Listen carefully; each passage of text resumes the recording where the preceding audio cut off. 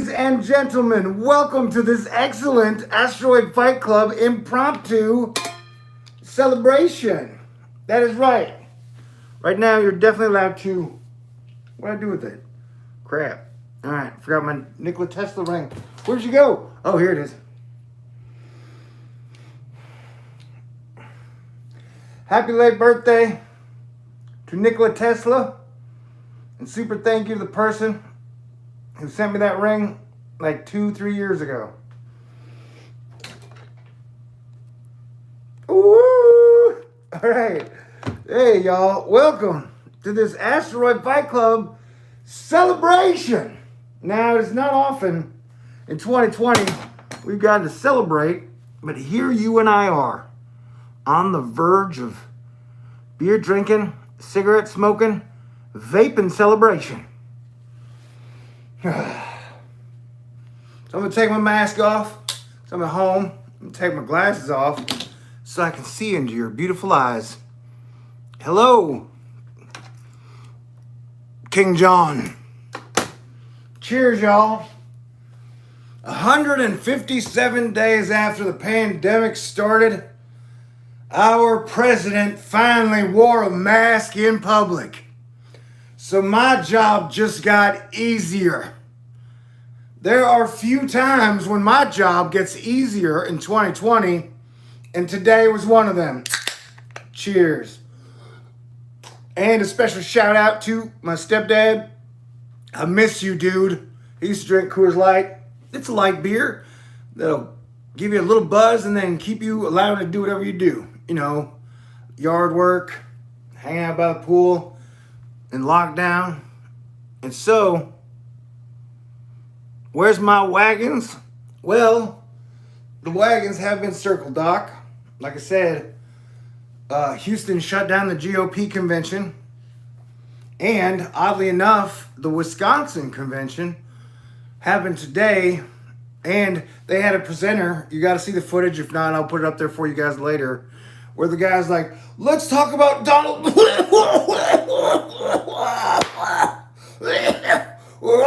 And then he loosens his tie and he's like, I'm okay. I can't, forgive me, Jesus, for laughing at that. But it's like, I don't know, man. Like, we're beyond the atoll now. And so either you are what I consider an actual Asteroid Fight Club member and you work to play defense, or somehow you never picked it up and you are stuck in weird, bad conspiracy land. Man, and it's a dangerous conspiracy. It has gotten you nowhere. Like, for example, I predicted the lockdown in the middle of March at the start of February. Boom. Lockdowns, middle of March. Then I was like, man, lockdowns are coming back, bro. Like 6 weeks ago. And now Texas is on the verge of locking down again. Was it Georgia that had mask mandates? I don't know. But I'm just saying, lockdowns are coming back and we will be overcorrecting. If you didn't see the president wearing a mask in public today as a sign, then yeah, I don't know what to do with you. But I love everybody. You're all free to your own opinions. But I look at it this way. The people that have appreciated everything that I have done over the last 7.7 years, or even in 2020, y'all have been extremely nice, cool, kind to me. And I have felt very spoiled the last few months. And that the people who are still hung up on that the virus is some type of hoax or no worse than the flu, y'all just keep getting madder and crazier. And so, as much as I still love you guys as human beings, like, you know, it's like we chose up teams. And there's team defense, and then there's team, what the fuck are you thinking? And on that note, so today, I got a knock on my door. And I'm always like, who is it? And it was UPS, because Amazon doesn't knock. And someone, I don't know who it is, their name is on the tag. Yeah, I definitely need to be getting in shape. I've been taking this lockdown way too seriously and not getting outside as much as I should. But I'm going to try and change that this week. They sent me like freeze-dried strawberries that look wonderful. I haven't eaten into them yet. So, pineapples. I got some super badass coconut milk. They sent me some Himalayan soap. If you could tell, I took my first July shower today, guys. I took my first July shower today using Himalayan soap. I feel like and smell like the Himalayas. And so, you know what the irony is? These freeze dryers are by Karens. So when I open up the bags and start yelling at me like, fuck you, deep state, Satan mask wearers, you can't force my freedoms up my butthole, or whatever.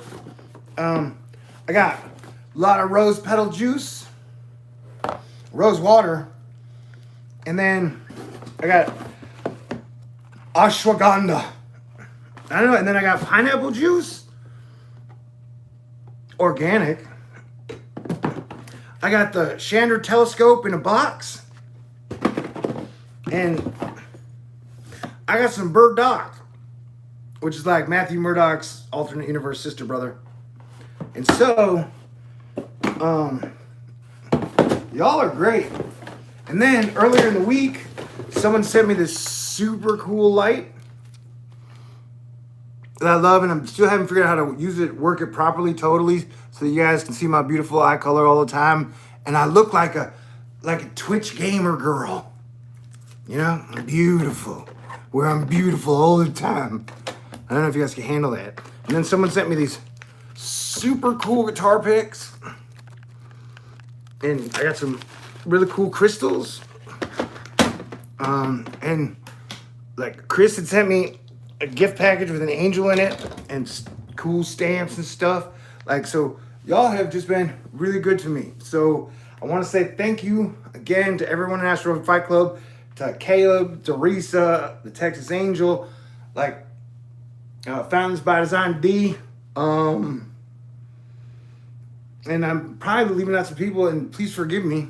But I just want to say that, like, I love y'all. And so, yes, the first half of 2020 has been very frustrating.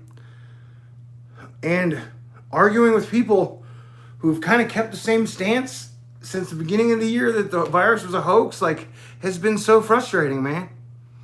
And, you know, to watch my state, Texas, kind of do fantastic up until Memorial Day. And then we were, you know, the president invited our governor to the White House. He went, and then, dude, the wheels just fell off. And now we are 6 weeks later, and Texas has posted, like, record high deaths for 5 days in a row. And I saw at some point that, like, a lot of people weren't going to believe in the virus until they knew someone or knew someone who knew someone who had died.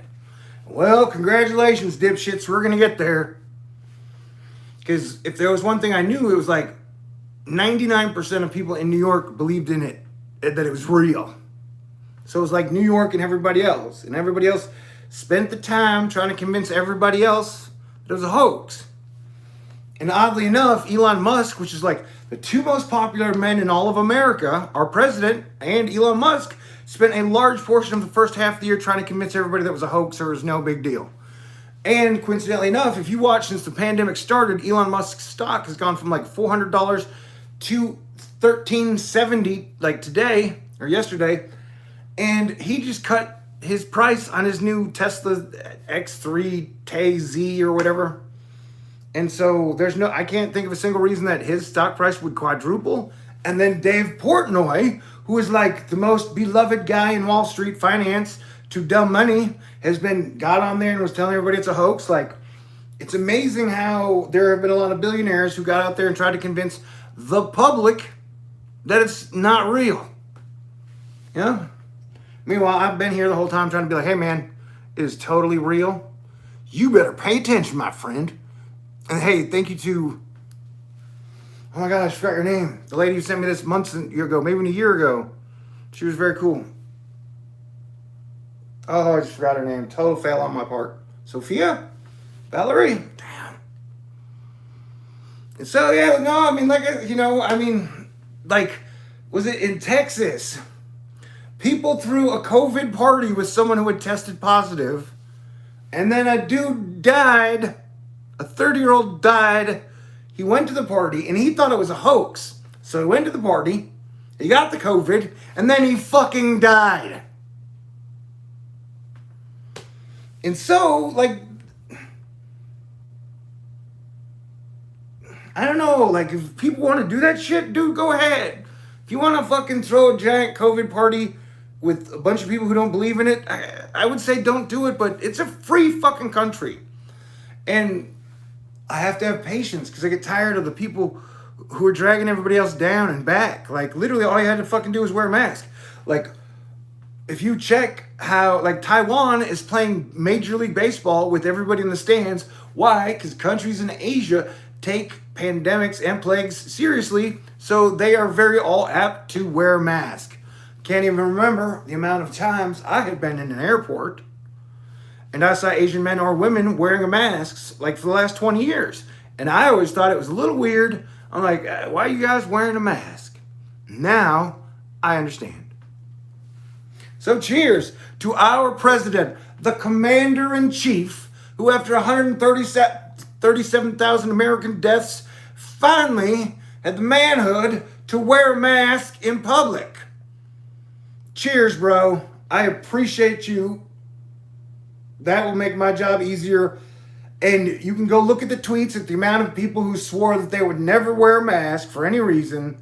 That once he put a mask on his face in public, they were like, oh my God, you look so cool. You look like a badass. Biden is sure to lose now. Oh my God, I love you. You're the coolest mask wearer ever.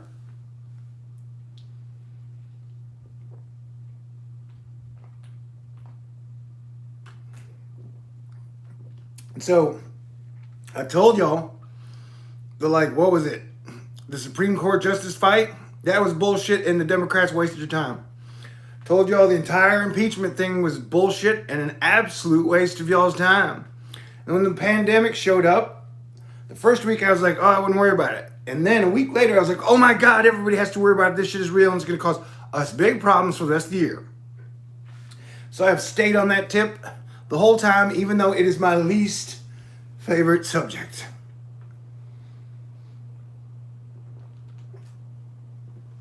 And somebody in my comment section yesterday called me a stupid fucking Democrat. And I was like, buddy, I'm a Texan. And that if I didn't have two Air Force dads, an Air Force sister, a nephew's going in there, like, if I didn't have ultimate respect for the military, I would have jumped on the Texas secede in May. You know, I would have said, shut down all the fucking borders. Leave the United States. Texas is its own fucking nation.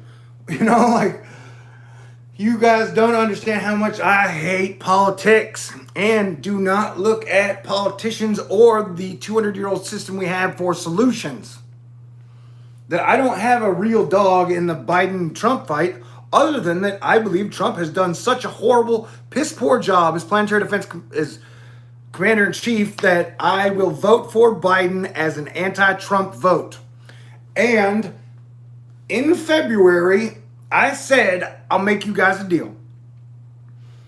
If the pandemic doesn't kill any Americans, I will vote for Trump. If it kills a bunch of Americans, I will vote for Biden. And hey, guess what? 137,000 counts as a lot of Americans. And so, like I said, I don't know, dude. I think he's super pro-Mars. Elon Musk is super pro-Mars.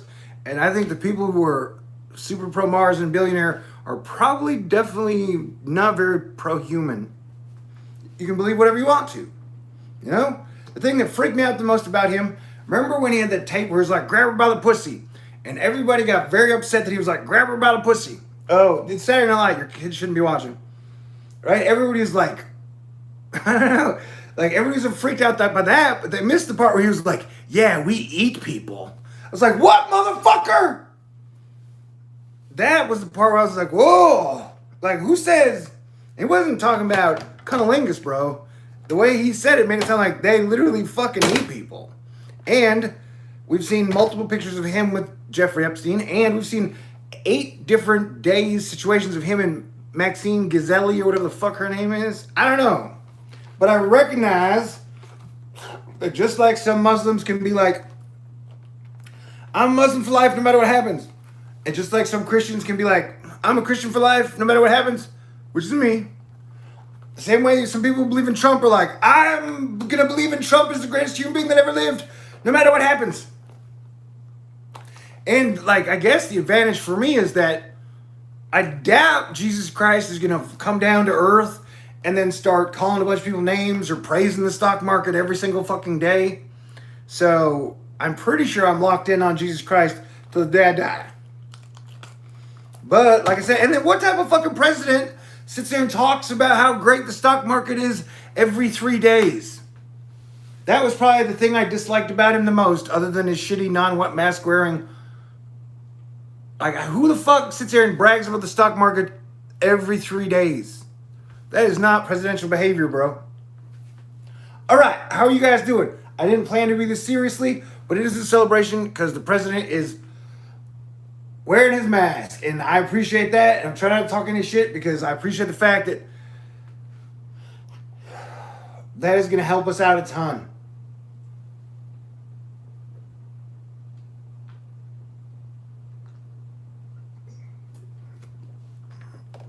And honestly, I think masks look good on most people because they make your eyes pop.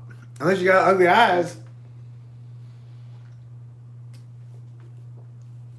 And if you got ugly eyes, that means God must be mad at you. Oh, I'm just kidding.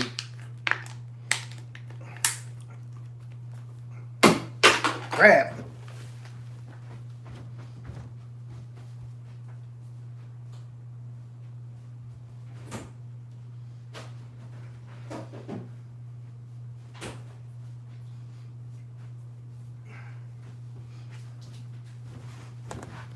Yeah, so should I talk about why I think Elon Musk is like, what was her name? Hitler's right-hand man. Forget her name. Why did I forget her name? I wrote a paper. Anywho, I just think in like a month or two, his people loving him in Texas may go down. People may not love us as much in Texas after this shit.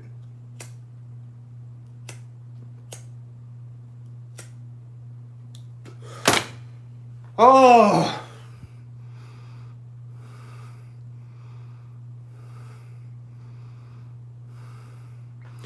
No, not Eva Braun. Leni Riefenstahl. That was her name. She was a filmmaker, excellent filmmaker, horrible person. She directed the film Triumph of the Will, which was the film that got Hitler to power.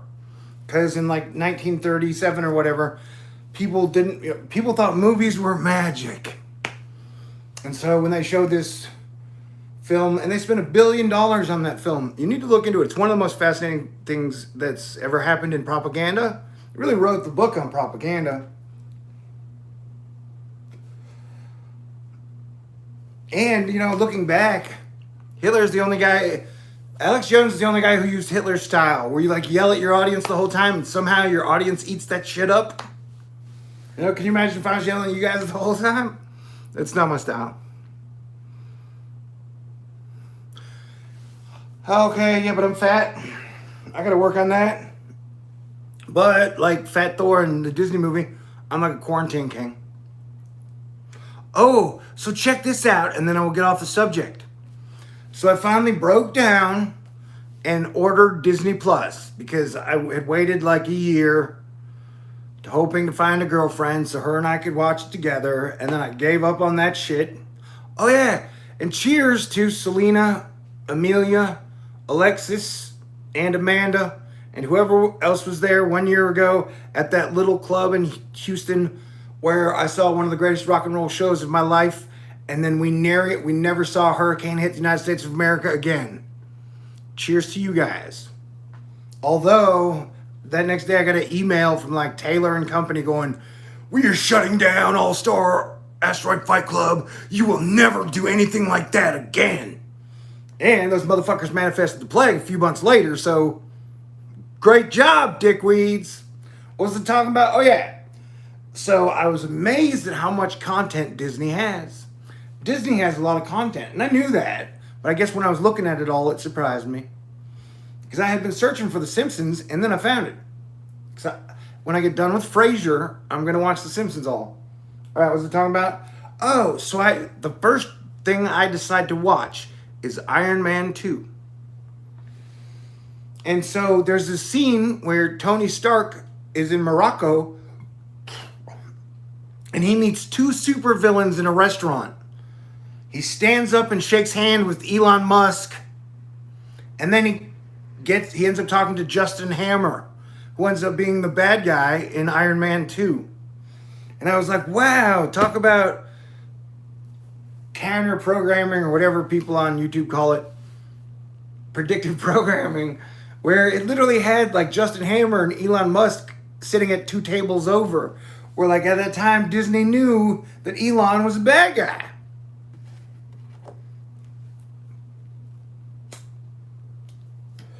And it's so weird to watch so many people on the right be like, Elon Musk is a hero.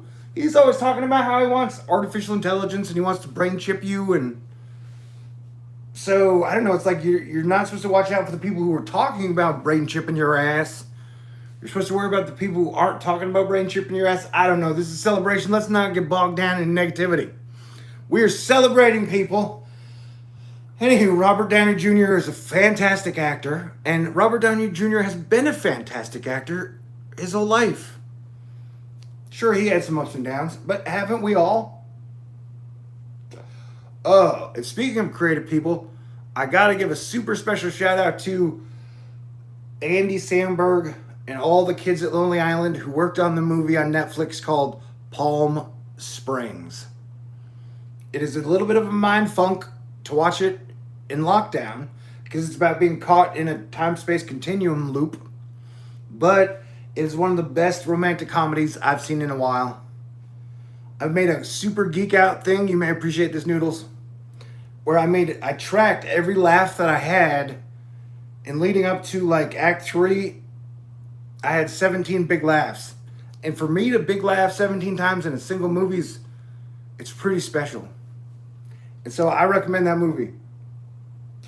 Although the laughs fall off a lot after Act 3, because that's when they squish all the plot in. But 17 laughs in any movie is really great in my book. That's like a laugh every 5 minutes, which in today's standards is great. Man, if I do get a girlfriend, I'm going to get LASIK. Because I want somebody to hold my hand, damn it. So I can read y'all's comments. I guess there are buttons I can hit to make y'all's chatty be bigger. Nah, I missed it. Anyway, how about this? If you guys don't mind,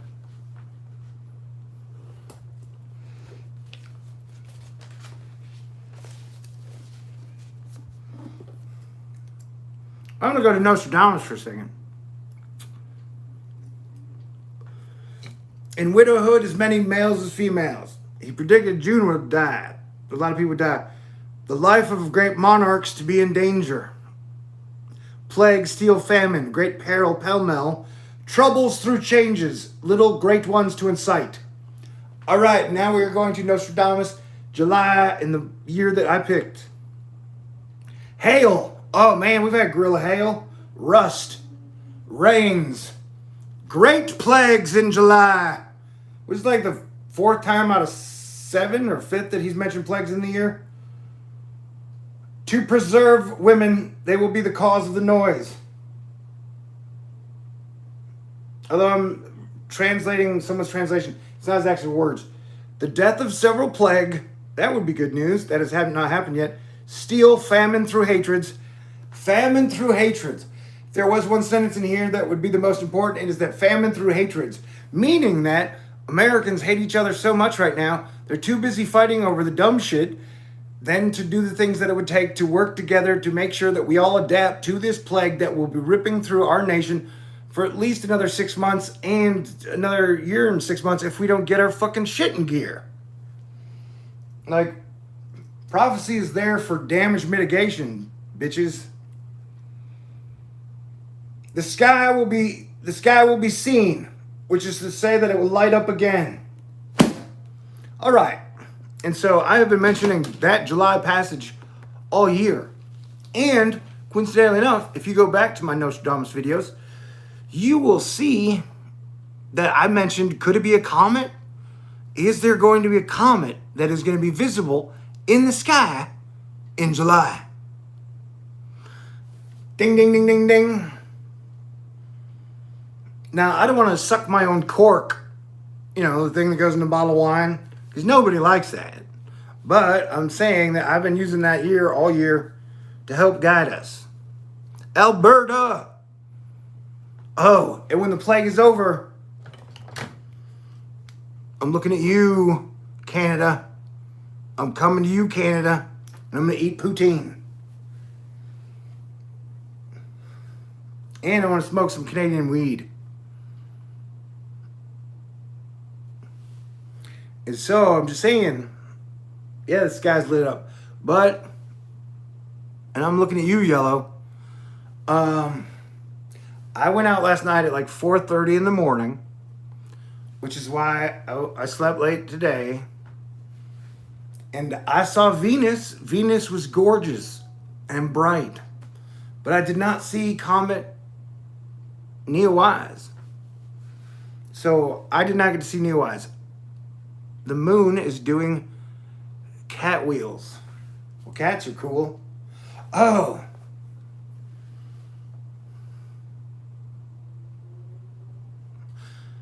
On Monday, okay, so on the 12th, which is today, Mercury goes direct. Mercury's probably stationary now, so if I talk like an idiot, it's Mercury's fault. That is a joke. I said it with tongue in cheek. So Mercury goes to direct today, so people's communication skills should be able to open up. So Donald wearing a mask with Mercury going direct is good news. And then on Monday, which I guess would be the 13th, Jupiter and Earth are going to be at opposition, which means that it's going to be the closest, I think, that Jupiter is to us all year long. And it's a good day for good luck, I guess. I'm a Sagittarius, though. You should probably know that. And so definitely check out Jupiter in the sky on... Okay, I won't delete this video. I promise. Sometimes I delete the videos because, like the other night when I did there's some gifts I give out, like when I did the thing, is PPP 666? Because if you look at the PPP, it looks like the 666. And who did they give the PPP to? All the millionaires. Every millionaire got a PPP loan. Every millionaire got multiple PPP loans. And then I was thinking about it, because everybody interprets the book of Revelation, and there's always this part where all the stars fall from the sky. And I was thinking about it, the same night I was thinking about the PPP, is that like all the celebrities basically fell down to earth because of the plague. That they used to run around town. They used to have a fucking award show every weekend, like for half of the year. That shit, I don't like awards, man, because it obstructs the art, and the music mafia killed rock and roll. All I'm saying is that like every single weekend there was some type of fucking award show where like the same 10 people would get the same fucking awards and they would just cycle them out. And that shit would drive me crazy. And so I'm just saying, so like all the big parties and all the big award shows and all the big stuff, like all the famous people fell to earth. The stars fell to earth. And then so you get, let's say PPP is 666. And so, man, we are, and in the same analogy, Donald Trump would be like the bad guy. And so if he knows that he's going to lose the election, that he comes with wrath because he knows his time is short. But that would mean that we are getting really close to the good guy. You don't have to believe that. I did a 40-minute video on the whole thing. Don't really want to go back into it again because, I don't know. But I love y'all.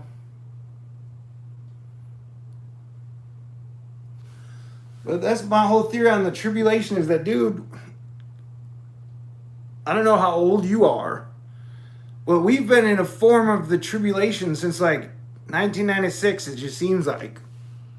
They're like, definitely not after 2001, and then Because America really fought tooth and nail. As bad as we're fighting now, we almost fought that bad during the Iraq War. Because like Saudi Arabia had 9/11 bombers that dropped the towers, and the Republicans are like, for God and country, we're invading Iraq, even though they had jack shit to do with fucking 9/11. And then oil just got unhooked and unhinged and went from like $1 a gallon to like up to like $4.20 a gallon for like 20 years. And so that like America's been at war with each other pretty much since 9/11.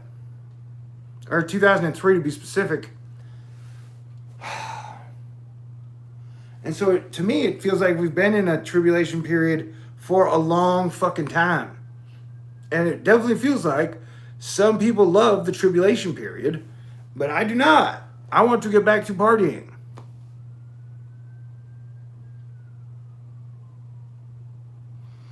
Thank you. I'm hanging in there. This was like, today the energy was great. I was in a great mood all day. I was like, wow, I'm in such a great mood. I'm going to check to see if there's a sunspot on the sun. And there was. Sunspot AR2766. Technically, it was an old sunspot that started on the other side of the sun, the west side. And then it disappeared and it reappeared. But I don't know if it's the placebo effect or I have a connection with the sun to where when the sun is showing sunspots, I get good energy. But it seems like, yeah, that is a big reason why I'm a big fan of a big solar maximum coming. Because everybody knows, asterisk, that during solar minimums, shit falls apart and gets unhinged and things are not good and fun. But during a solar maximum, empires rise. Empires fall during solar minimum. Empires rise during solar maximum. And I know a lot of people out there are cheerleading for a really long solar minimum. But buddy, that is not me. Those same people seem to love politics and love telling people that the fucking virus is a hoax. Which is weird because plagues show up in deep solar minimums. So to have people who worship solar minimums tell people that a plague or a virus is a hoax during a solar minimum seems like some real weird Hydra Mars shit, man. I'm so done with Hydra and Mars. Although I love Mars the planet, I'm tired of Mars being king shit of fuck mountain. You know what I'm saying?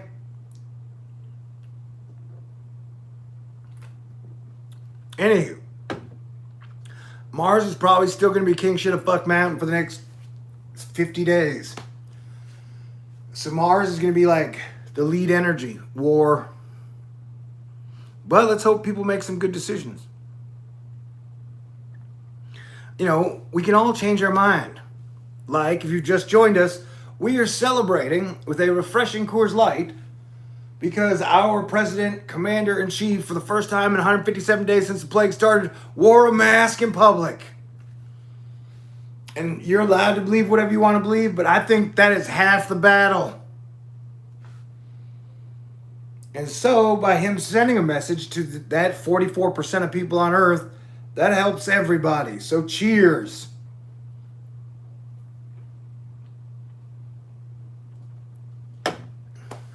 Which was funny. I was talking to someone from Canada the other day, and I was saying, oh, I definitely want to come visit Canada. And they were like, well, we'd love to have you, but Americans are banned for a year because of the plague. And Europe is pretty much like America's banned for a year because of the plague. Oh, man. Oh, and I don't want to get too serious, but I guess we are. Like, when I've been telling y'all that lockdowns are coming back, there's no fucking way schools are going to open in person in the fall. And that's what's so sad about all this shit, is that if we would have had a clear plan moving forward, and this is from Democrats and Republicans, we could have made good plans to deal with everything. But since we've had bad plans, like I have friends who work for universities, and then they've been like preparing to go have class in person in the fall. It's never going to happen. And so they're going to have to change their guidance to like, all right, now everybody, we're working from remote. And if everyone would have had clear guidance that like, hey, yo, we are not going to have in-person classes in this fall. I get that everybody wants them. I get that everybody needs them. But they just had a thing where like a couple Arizona teachers got sick that tried to have in-person classes, and one of those teachers died. Oh, check this shit out.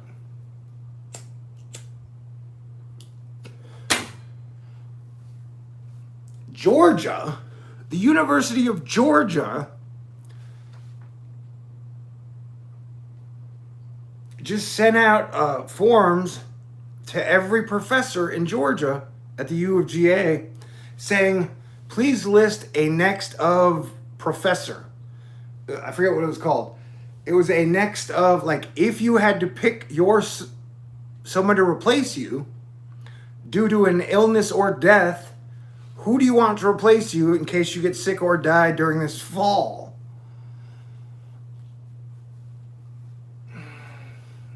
Oh, and if you're just joining us, I mean, this is like the stupidest shit I ever heard of.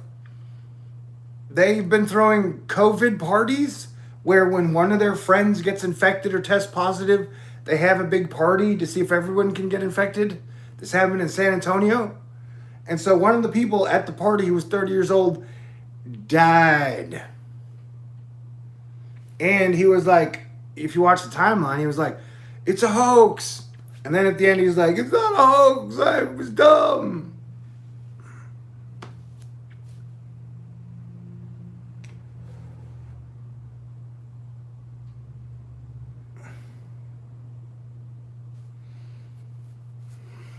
And so,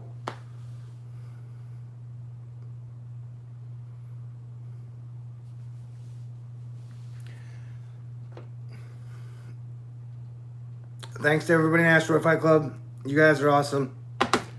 I don't know, man. Cheers to everybody out there. I think I'm going to survive, and I think I'm going to be here for 10 years, at least, minimum. So I would like us all to work together to try and have the best decade possible. And be prepared to party hard in 2023. Possibly 2022 if we get our shit in gear.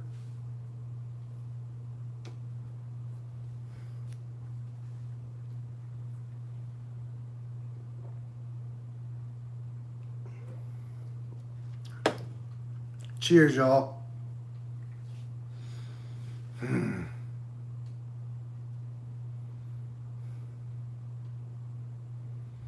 I definitely want things to calm down enough to where I can make edited videos again. But I've checked around. Apparently, I'm not the only one having concentration problems. Yeah, dude, but here's the deal. If you're scared of a vaccine, there is no fucking vaccine. So it's like being scared of Gary Coleman as a Jedi spiked Jello monster come to shove it in my dick hole till I die. You can go around telling everybody to be scared of the vaccine, but there is no vaccine. Unless the reason our president hasn't gotten positive, even though he's had reckless behavior, is because either he's asymptomatic or there is a vaccine and they're only giving it to the billionaires. I don't know, dude. I'm just not in on the whole, the people scared of vaccines right now. Like, with the unemployment extension benefits ending in 2 weeks, we're going to have a wave of homeless people. We're going to have a wave of starving people. And like Nostradamus says, that like a lot of people are going to die and starve because people hate each other. And so, fearing a vaccine right now is like the dumbest shit ever. Nobody's fucking offering you a vaccine. It's like telling me that like the most beautiful woman in the universe is going to show up at my doorstep. And then she's going to offer to give me oral sex. But then the moment she gives me oral sex, she's going to bite my dick off. So like you're running around going, don't let that woman in your house. She's going to bite your dick off. And she's probably not going to show up at my door, dude. You know? But I get that, like, everybody's got their thing. Like, for me, it's asteroids, volcanoes, hurricanes, women, rock and roll, cheese. And some people just like to hyper focus on vaccines. Although I haven't had to take a vaccine in decades, bro. And technically, I got a bunch of vaccines when I was a kid, like smallpox. Maybe that's why I'm weird today. It's because they put a act silly chip in my vaccine. So now it's the act silly chip that's making me act nutty. Like, out of all the things I got to worry about right now, vaccine isn't even in my top 50. And it doesn't make any sense because, like, Trump has tried to get people not to wear masks for 5 months, and he did a great job at convincing a bunch of people not to wear masks. Gotta give him credit for that. Elon Musk has gone way out of his way to convince people not to take this seriously. And I'm just curious how that is going to pay off. I know Elon's made like $1 trillion in the last 3 months, but I'm just wondering how is that going to pay off a year from now? And the only way, and so what I am scared of, and I've talked about this many times, is that the last time we had a lunar eclipse that went over America was 2001 in July. And so in September, we're going to have a major American event. It could be super negative. It could be super positive. And so I'm worried we may not even have an election. Or you have to look at the fact that what if our president gets the virus and Joe Biden gets the virus and both of them die? I haven't heard anyone else on the internet mention that. Like, if you have to be prepared for possibilities, especially if you are in the keeping government cohesive, that the idea that those are probably, like, there's a realistic chances of that happening.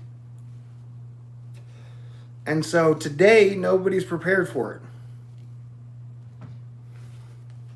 So I'm more worried about losing Trump and Biden than I am fucking vaccines in 2020. You know? Like, I don't know. I'm more worried about the most beautiful woman showing up at my doorstep and then biting my dick off than I am vaccines.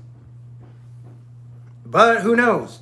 If they roll out some super vaccine at every single Walmart, CVS, Costco, Walgreens in America in the next month, you can come back and be like, see, Thor, I told you. The devil's vaccine was the plan the whole time. That's what's great about life. We all get to take educated guesses.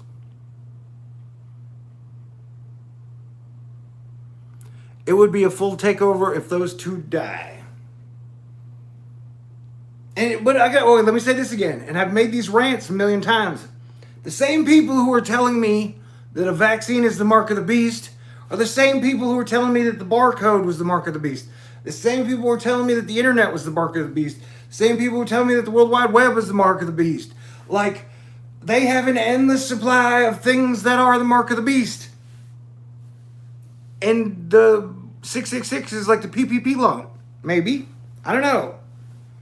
So, and at what point in time does it say you take, like, if I understand it correctly, you have to acknowledge, like, say, yes, I'm taking the mark of the beast. You have to accept it. And what if it was the fucking dollar bill, man? The book of Revelations was written in the year 70. What if it was the petrodollar? What if we've all been using the mark of the beast since the printing press? That means we're all going to hell, buddy. You know? I don't know.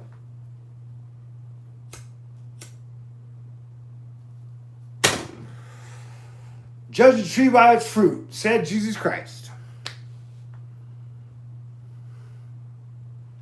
I'm definitely not scared of vaccines today. I'm definitely not scared of the mark of the beast.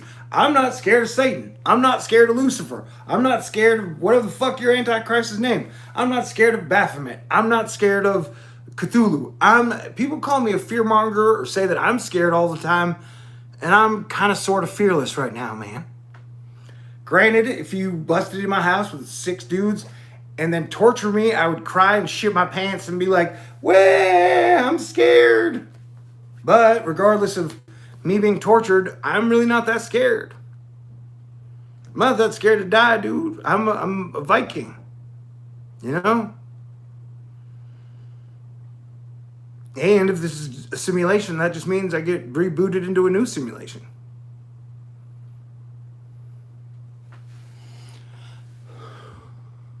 The Rampart. And thank you, Rampart.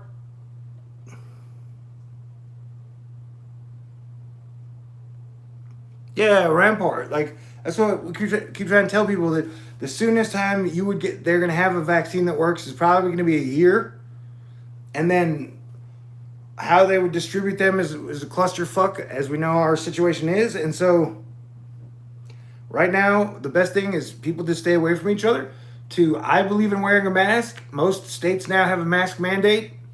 And the thing is that, like, if you and your friends and your family are being extremely safe, extremely smart, you can have your little safe groups where, like one of my best friends, Apollo, like, he has taken this thing seriously since it started. And so I'm thinking about getting back on my concentration medicine. But to do that, I got to go to the doctor in person once, wearing a mask. And so I have to pull one of my big favors to get him to pick me up and take me to the doctor. And he trusts me enough to where he'd do that. And I trust him enough. I mean, we've been taking this thing seriously enough. So it's like, if your small circle has been being good and taking this seriously, you can kind of hang out in small groups, but you're still going to take a little risk. It's calculated risks, man. So, yeah, the best thing, and thank you, Rampart, thank you very much. But it's weird that, like, you've still got like 35% of the people fighting the masks. I think we're going to see that number go way down now that our president has worn a mask. And that's all it took, was the president to signal to his people, I need you to wear a mask. And then most of them would fall in line and wear a mask. And so, cheers. It was a big Asteroid Fight Club defense step today.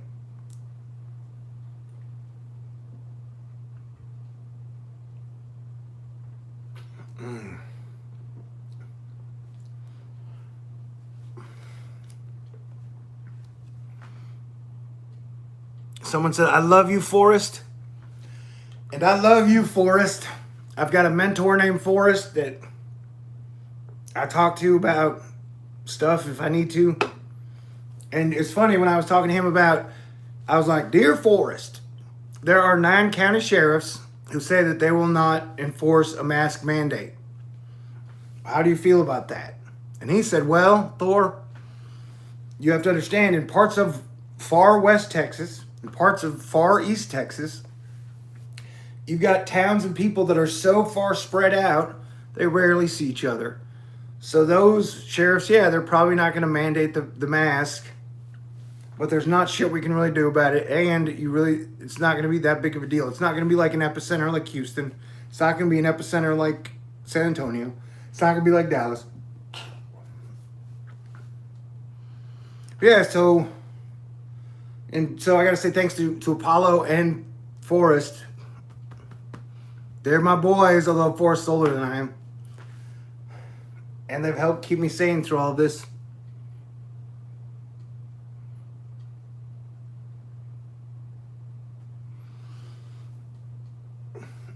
Yeah, I'm talking about the whole God and the mark of the beast, but so I have done everything I can to be as good a Christian as possible. And I even as a kid had a dream where I was standing in a long line waiting to look in the book of life to see if my name was in there. And when I walk up to the book, I looked in the book and I woke up. And so, I don't know, I don't worry about the mark of the beast that much, man. I don't. It doesn't guide my behavior because, like I said, people have been talking about it forever. And they've said it was a million different things. And so, there are only 2 times I'm gonna go see a doctor. If I have a tooth problem and I let these tooth break, look at that, it's broken in the back. I let my tooth break and then fall out because I don't like going to the doctor. But if a front one breaks, I'm gonna ask you guys for donations and then I'm gonna go to the doctor. Or for my concentration medicine so I can help make the best videos in the world. Other than that, I'm not going to a doctor. So I will cross the vaccine mark of the beast bridge when it gets here. Worrying about this, like draining people's energy, that like worrying about some dumb shit, like that's that. Remember, people were worrying about this in 2001, the Timothy LaHaye stuff, when they were like, they're gonna make you take Al Gore's gonna make you take the mark of the beast. I was like, that sounds stupid, you know. And Christians were like, well, you just don't understand the book of Revelations. I was like, yeah, I don't think Al Gore's gonna make me take Mark of the Beast, bro. It's like Al Gore was never the... I'm not saying he was a genius. He was definitely a dipshit in some ways. Sorry, Al. But he was never like... I never saw Al Gore as wielding the Mark of the Beast. And why are you worried about... This is what, like, Astro Fight Club. No, I'm the head. And so... what you should be worried about is staying cool and figuring out how to keep supply chains open and then figuring out how to keep everybody fed. Because schools aren't going to, like, this is not going to work.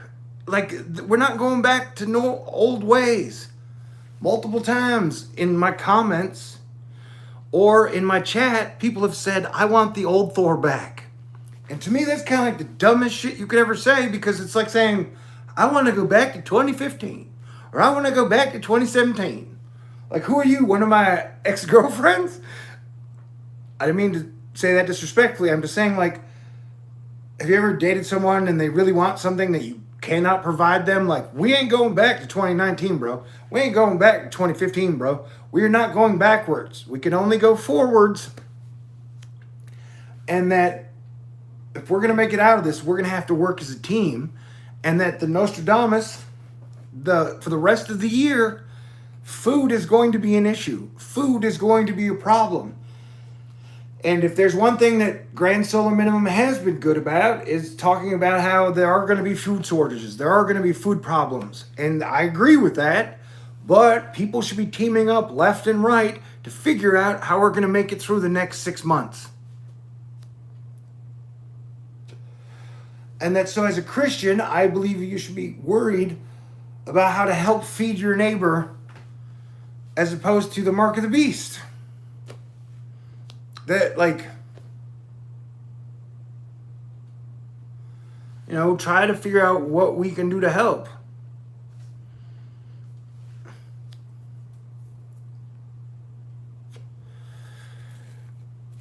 And try to do what you can to not get grandma sick, not get grandpa sick, not get moms and dads sick, not get people sick.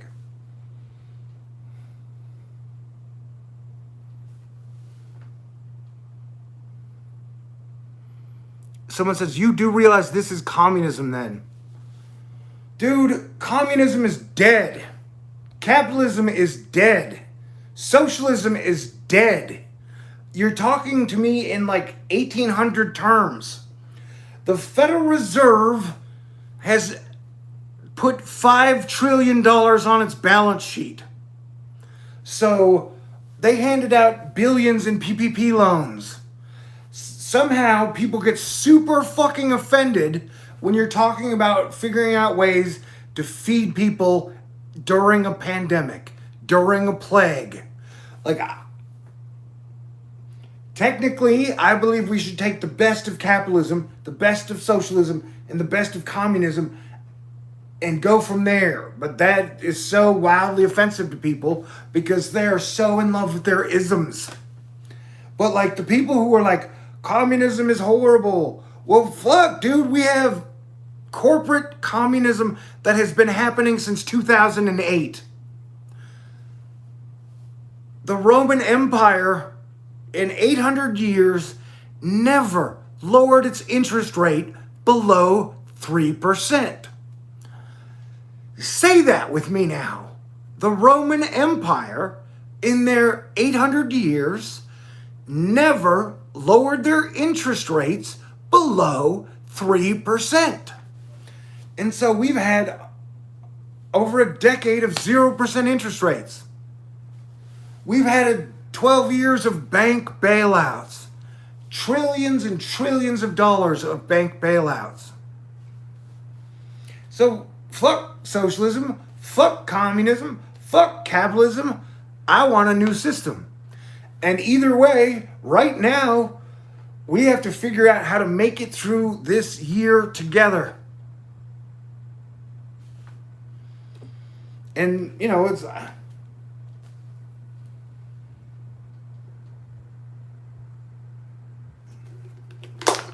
And it becomes...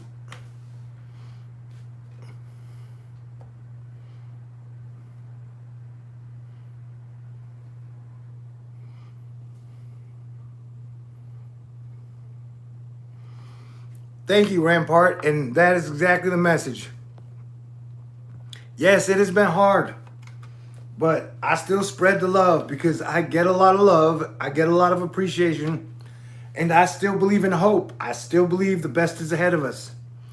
I still believe we will make it through this bullshit. I believe that this is, you know, it's weird because people talk about like socialism. I see it differently right now, where it's like, with no disrespect to my elders, this is the last gasp of the baby boomers.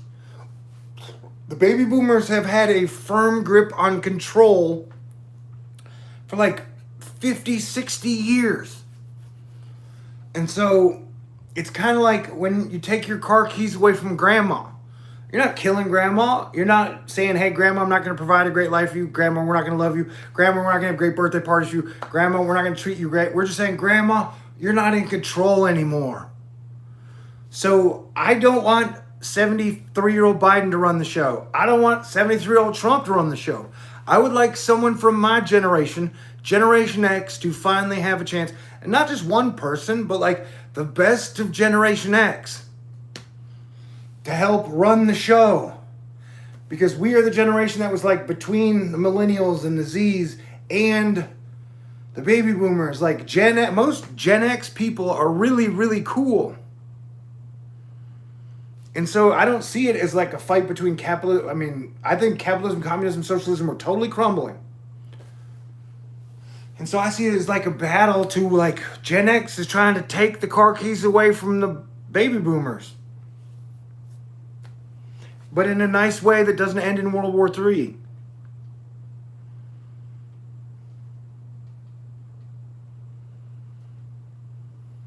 Okay, I'm gonna get another beer. You guys are great. Thank you, the Rampart.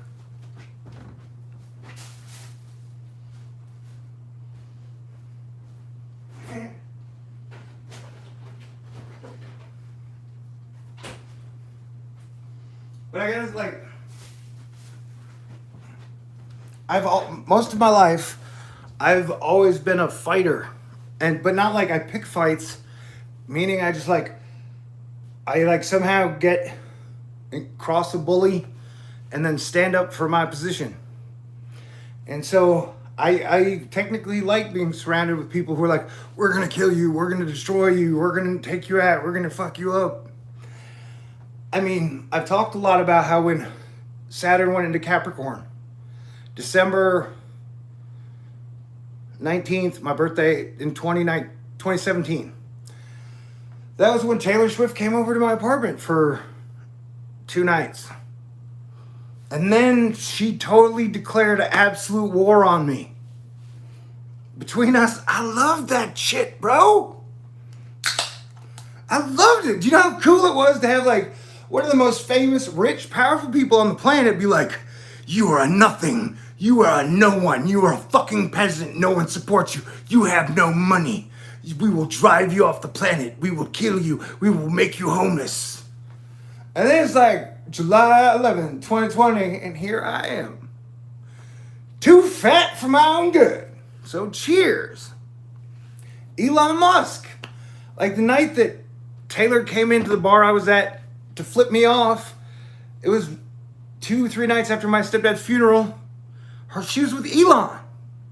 She came in, flipped me off, and left. I was like, what type of fucked up shit was that?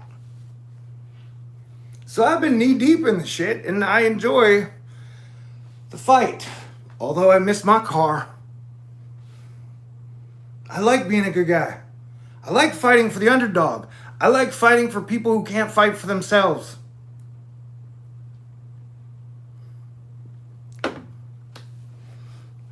Oh, I gotta tell you guys this. Okay, so the guy I'm talking about, Dave Portnoy, who was part of Barstool Sports, who's become very famous in the last month for speaking out against Fauci and then saying he's like richer than Warren Buffett. Well, the rich people use a lot of side accounts to pose as journalists. Anyway, he showed up under a National Geographic journalist account and he started talking shit to Weather Twitter. And I was like, yo, that's motherfucking Dave Portnoy under another fucking side account. That bitch is just trying to gaslight everybody. Lex! Thank you. And he deleted his tweet and disappeared. So I gotta say thank you to Lex. Thank you, Lex. And thank you to Weather Twitter. The most functional section of Asteroid Fight Club right now, and has been for a couple years, is Weather Twitter. All the people who love weather and who do what they can to provide everybody else good weather information, including Cranky Weather Guy and so many people. Like, that is one of my favorite groups out there, and they have done a spectacular job. So cheers to every weather lover out there. And if you look at when I started weather, weather's gotten a lot more fun and funny, and there's more of a comic booky style to it. So I'm super proud of those guys. I'm super proud of all y'all. Like Dave Chappelle said, I'm paraphrasing, anyone who makes it through this is my hero. And thank you, Lex. Oh, here goes the helicopter. Hey, does this happen to anybody else? When I do leave the house, I will almost every single time, wherever I go, I will get a helicopter that flies right over me or an airplane that flies right over me. Like tonight, I had to go to Walgreens to get a new phone card and beer. And one flew over me and it had like 9 lights. It looked really weird.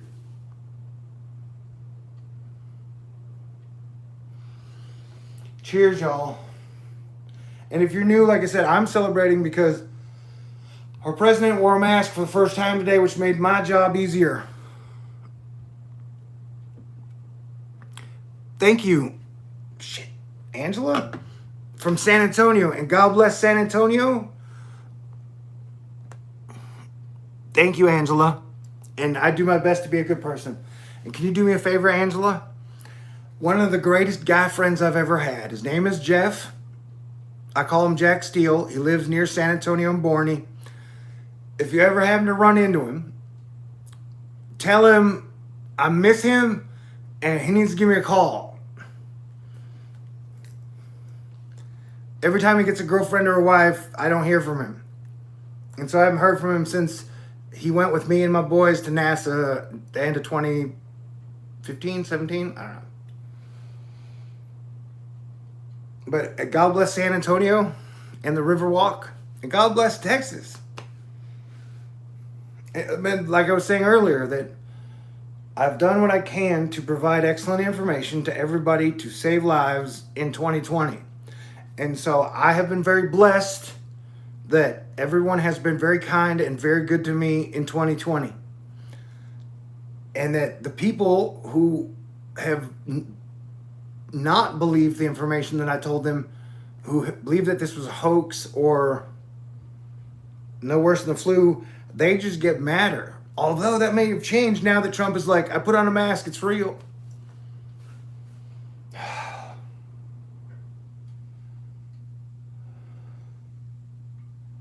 But I sure liked it before Texas got hit hard. I love Texas. I super love Texas. And I don't know, Canada seems like North Texas. I mean, it's not. I've never been there. And that's why when I say, like, I'm not a Republican, I'm not a Democrat, I'm a Texan, man. And Texas doesn't need a president, technically. We govern ourselves. We have our own Texas code. Granted, some Texans have lost their freaking minds over the last few years. And Texas has always had like a tiny 3% racist group,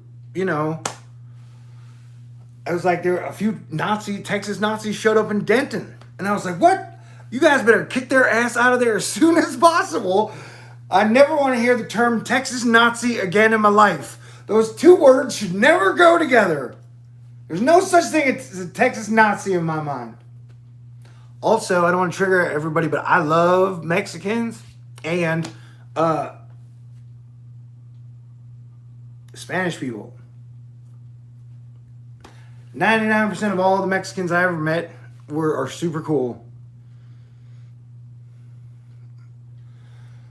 And so we don't need other states telling us how to run our relation with Mexico.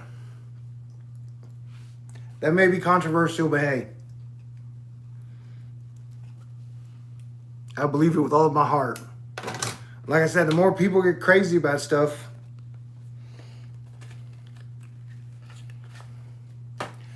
I've said this many times and I'll say it again. Some of the greatest Christians I've ever known have been Mexican women and black ladies. Like the black grandmama and Mexican women are like the greatest Christians you've ever met. If you're going to judge anybody on like a good scale and say, hey, who are the best Christians you ever met? They usually have giant mega hearts. And are good people. And they don't get freaked out about socialism or communism if you're like, hey guys, we got to feed everybody today. They're not like, isn't that fucking socialism? Like, hey man, if we feed everyone in America for the rest of 2020, isn't that communism? I'm like, dude, I don't know what the fuck it is. I just want to feed everyone in America for the rest of 2020. And I want to keep people's lights on. And I want to keep water running, give everybody a place to stay. I know that's offensive to some people, but my heart is out there and it's the truth. And we are going to be dealing with this plague definitely for the next 6 months. I'm tired of talking about the plague. So now I'm going to vape.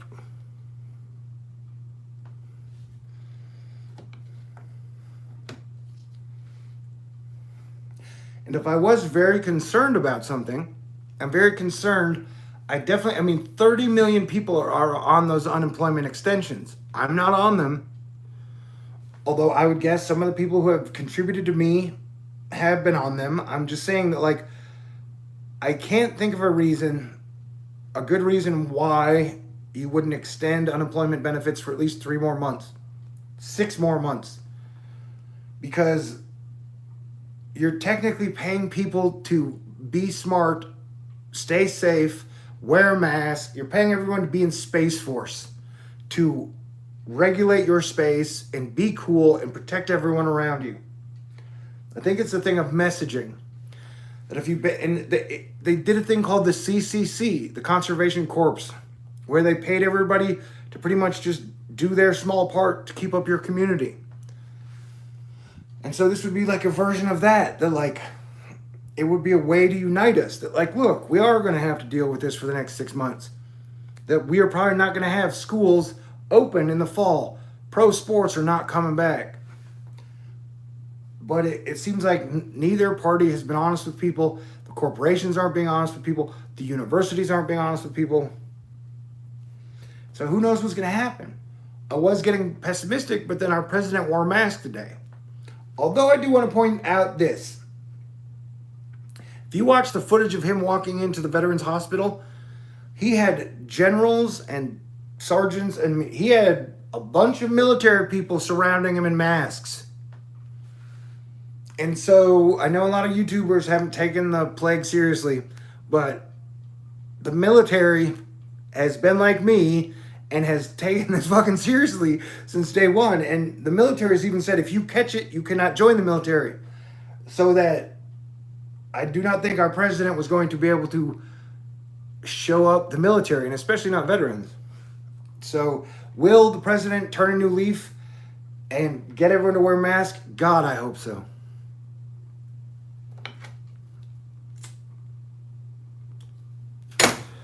Hey, but everybody get ready, because like the weekend after November, if the election happens, no matter who wins, we are going to party. Probably online.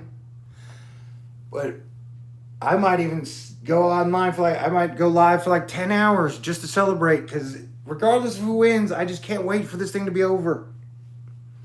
I cannot wait. Man, I hate politics so much.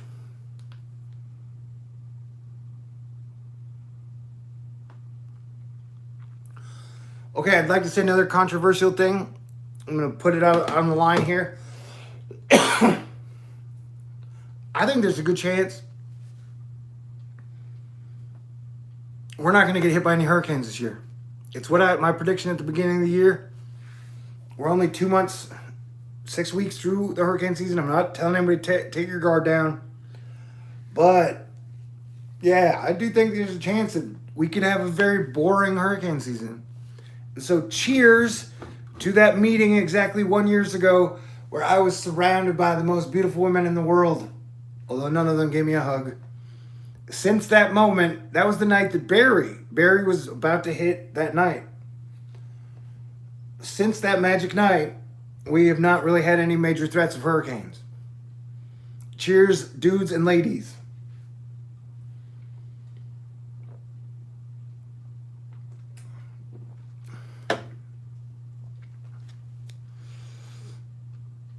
And I watched Selena Gomez do a full-on set in front of a full rock and roll band. And it was some of the coolest shit I've ever seen. That is the type of sound I would love to give to everyone in the world. It was amazing.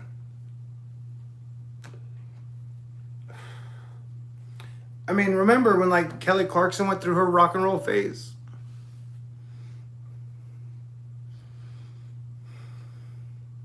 Man, I miss rock and roll. So yeah, shout out to home. Selena's taken, although she was born in South Grand Prairie, San Antonio is now where she calls her home. But that may just be because she has a huge crush on Tim Duncan and David Robinson. And Tim Duncan is my favorite basketball player of all time. Technically, he's tied with Michael Jordan. But two of the coolest dudes to ever strap up Nikes and play were Tim Duncan and Michael Jordan, and they were super cool dudes to the core. Tim Duncan is one of the coolest guys, and I say men, out there, and he had Texas cool for sure. Man, I love Texas. And I want to go to Canada. Oh, and shout out to Billy E. I just got a note and a reminder that I just wanted to say. Like I said, if there were two women I would date today, or if there were two women I would take a chance of catching the coronavirus for, it would be those two. Oh, but on that same note, shout out to Nick Loves.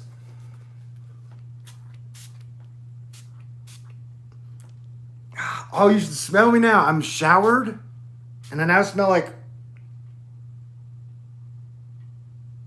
coconut mist. And I'm going to vape.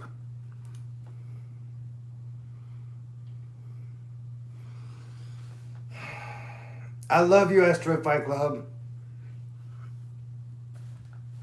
And I don't want to speak too soon, but I think personally the worst for me is over. The worst for me was in 2018. I've been in lockdown for like 2 years.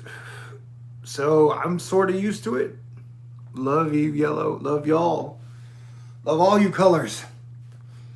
Red, blue, green, gold, brown, black, beige, rouge, orange, pink, purple, chartreuse, aqua, teal, that ugly orange.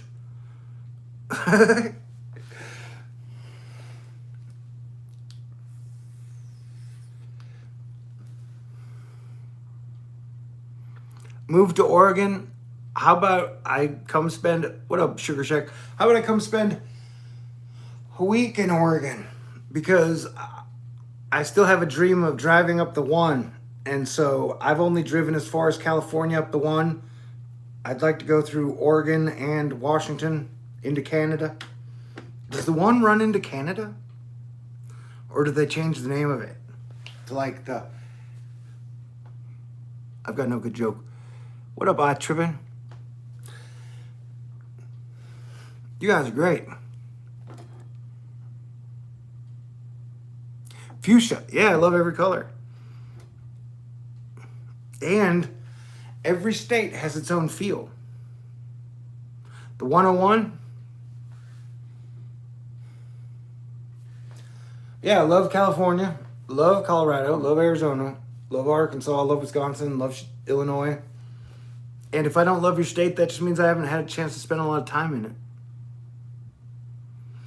And every state has its cool people, and every state has its total fucking dickheads.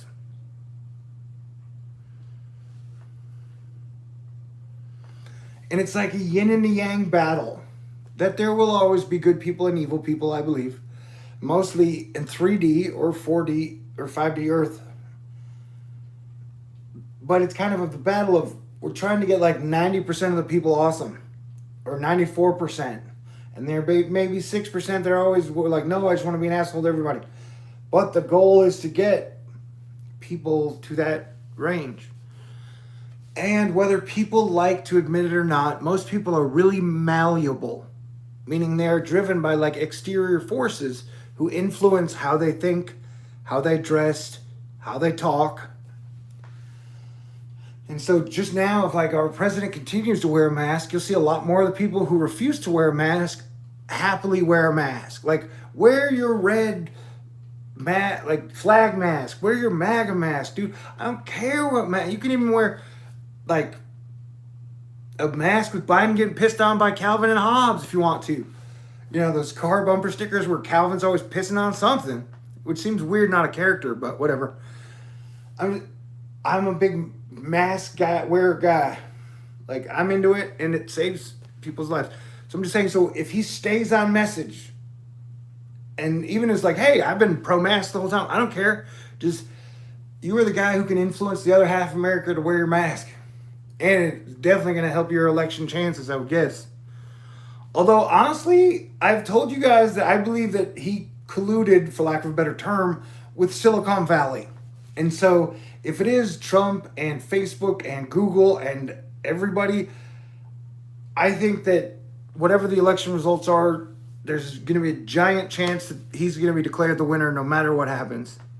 Like, that has just been the plan pre-pandemic, for him to be the greatest corporate mascot America's ever known, the greatest divider and conqueror America's ever known, the greatest ununifier America's ever known. Well, I guess he could change it, turn over a leaf. He can find Jesus at any time. But I'm just saying, I think he's going to be president.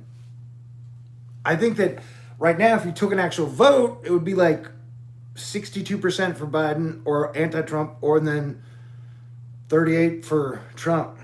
Like, he's really not doing good if you guys are keeping your finger on the pulse of normal people. But I think that there's a giant chance he's going to win. I just thought I'd throw that out there since we're hanging out with beers and shit. 80% for Trump is the dumbest shit I've ever fucking heard.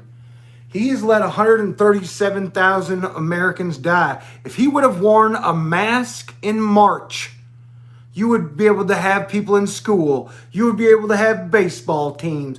You would be able to have Taylor Swift concerts. If he would have worn a mask on March 1st and said, wear a mask, save your neighbor, be a hero. I'm Donald Trump and I look cool in a mask. He would have fucking plowed through and won everything, but he did not. And so he has gotten 137 Americans killed. And so if you think that 80% of Americans think he's done a great job. Wow, you are living in a whole different universe than I am. Remember, Barack Obama had 4 people die from Ebola and 4 people die from fucking Benghazi. And I listened to every conservative talk about Benghazi for 8 fucking years or 2 years, like nonstop. All I ever heard about was Benghazi, Benghazi, Benghazi, Benghazi, Benghazi, Benghazi, Benghazi, Benghazi, Benghazi. So now we've had 137 fucking thousand Americans die. You are about, like, you're gonna lose. Trump's gonna lose Texas, man. Like, I don't, like, this is not a debate I need to have it with anybody that, like, literally all he had to do was ask people to wear a mask, and he would have prevented thousands of deaths. He did not do that. And like, most people know that. Many conservatives I know recognize he did a shitty job with the plague, bro. And so, like I said, you could be. Yes, Rampart, I reached my monthly goal. That stops on the 4th.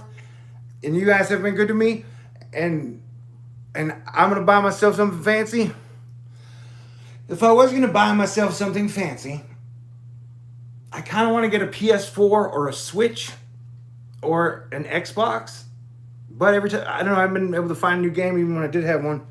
So that would be like next level Thor production thing where, but that's still Fantasyland, because I think we're going to have major economic problems for anyone under $1 million over the next 6 months. So I'm being very careful with my money. I spend enough on cigarettes and alcohol. I mean, I've been chain smoking like a, just because this is stressful. Anyway, but you're free to believe that Trump's going to win 80% of the vote. You know, like, I deal with facts, man. I deal with facts.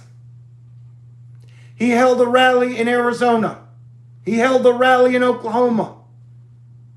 During a pandemic, he got people killed. And you can still think he's the greatest human being that ever lived if you want to.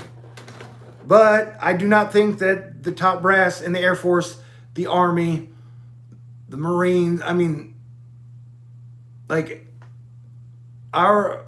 they're having to send federal Army resources to Texas now because the COVID problem is so bad. And so I don't know. Whatever it is that makes people think he's the greatest guy ever, I don't see it.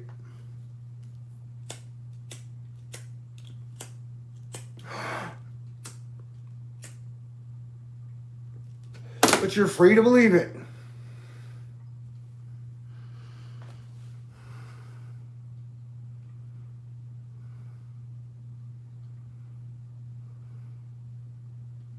And I hate bringing this up, but like, how many pictures are of them with Epstein or the woman who was Epstein's partner?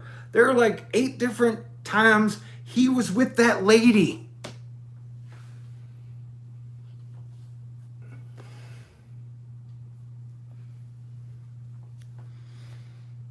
Either way, even if he does win, then I can't wait for 5 more years, because we have been talking about Trump in my world since 1985.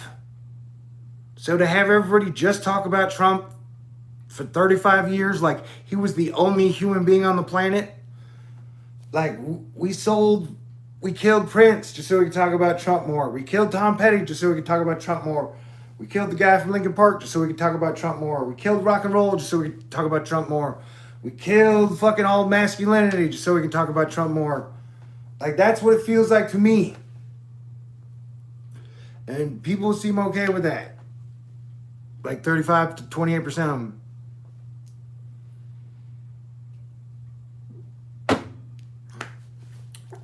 But let me get you over to this side. Why should Texas give a fuck about Trump? What has Trump done for Texas? Like, why does Texas even need Trump? Like, Texas was great before Trump. Texas has been still pretty fucking great. So Texas's identity depends 0% on its president. It's like how I became so independent, because my roots are super Texas. If I have a team, my team is Texas.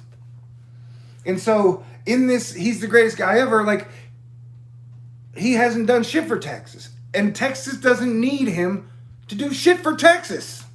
Your state, like Oklahoma or Alabama or Louisiana, may need him to be the greatest guy in the world, but Texas doesn't need that. We have tons of people in our state who, in my opinion, are way cooler than that guy. And so I would much rather live in a state with a bunch of cool people than one super mega alpha male who everyone worships all the time. And if there was ever going to be a compliment for another male, it goes to him or Elon. Ay, ay, ay.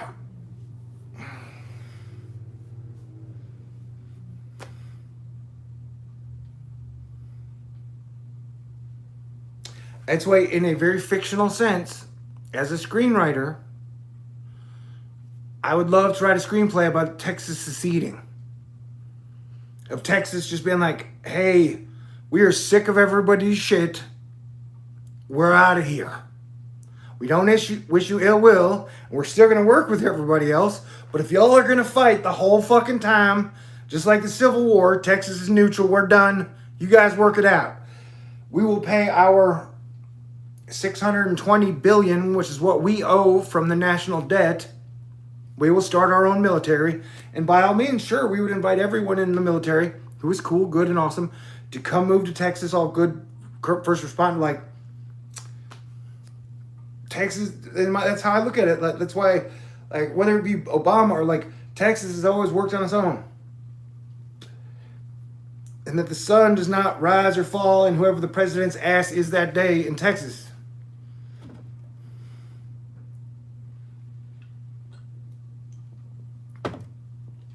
And man, I want to be funnier. But I super appreciate y'all.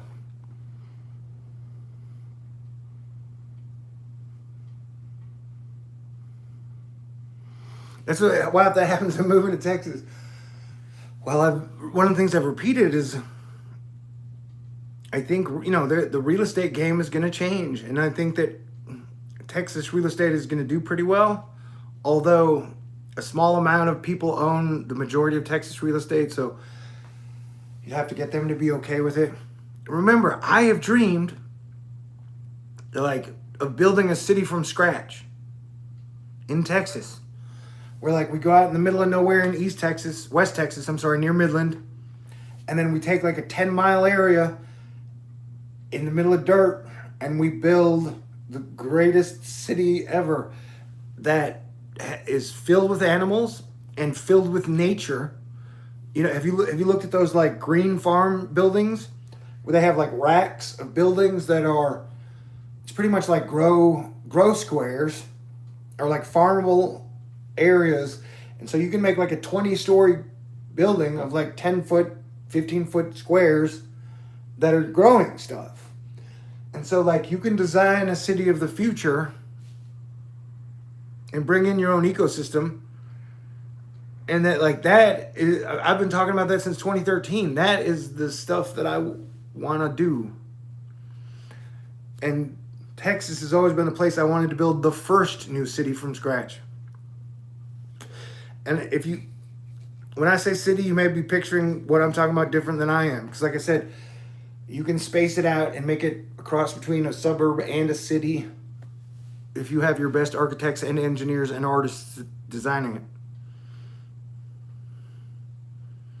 We are trapped in this baby boomer,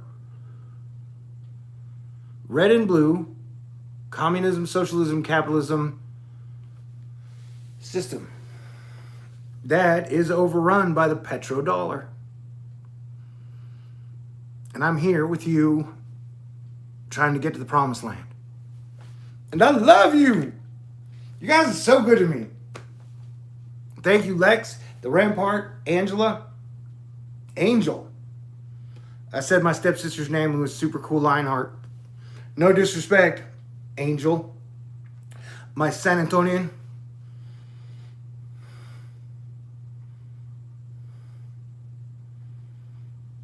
And I love the drive from Houston to San Antonio. That's a pretty cool, easy drive.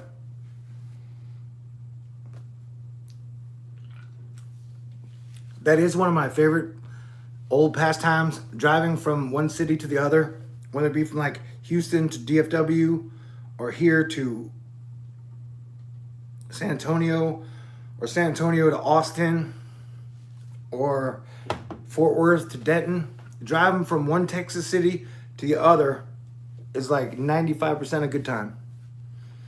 And so if you get 2 or 3 hours to listen to the radio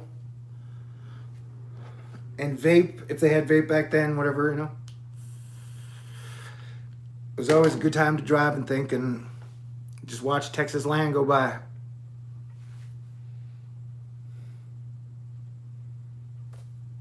But I'm not giving up on the other 49 states, you know.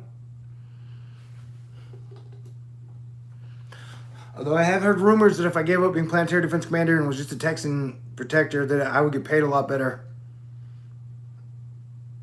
But I feel like you guys need me, and I need y'all. So here we are, 2020. July, is it the 12th yet?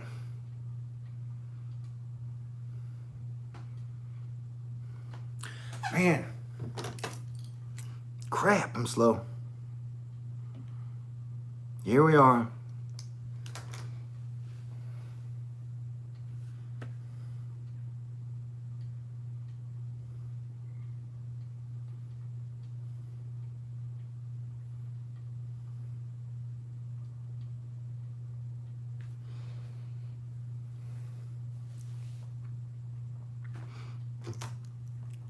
I love you, Space Cow. I love y'all.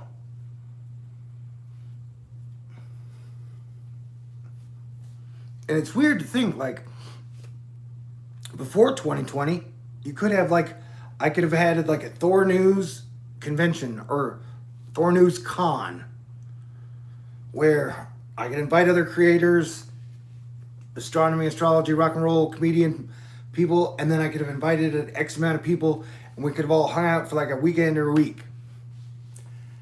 Now, or just I could have said, hey, I will be drinking in Dallas. Anyone who wants to show up can. Now it's much harder to do that. But now I want to do that more than I've ever wanted to do it. But I've learned throughout life that patience, hard work, good dreaming, and good planning, a solid will and good intention will get you there. And then people will be like, the road to hell is paved with good intentions. And I'll be like, see? Why does everything have some weird catch door that, like, no matter what you do, they're throwing you in hell?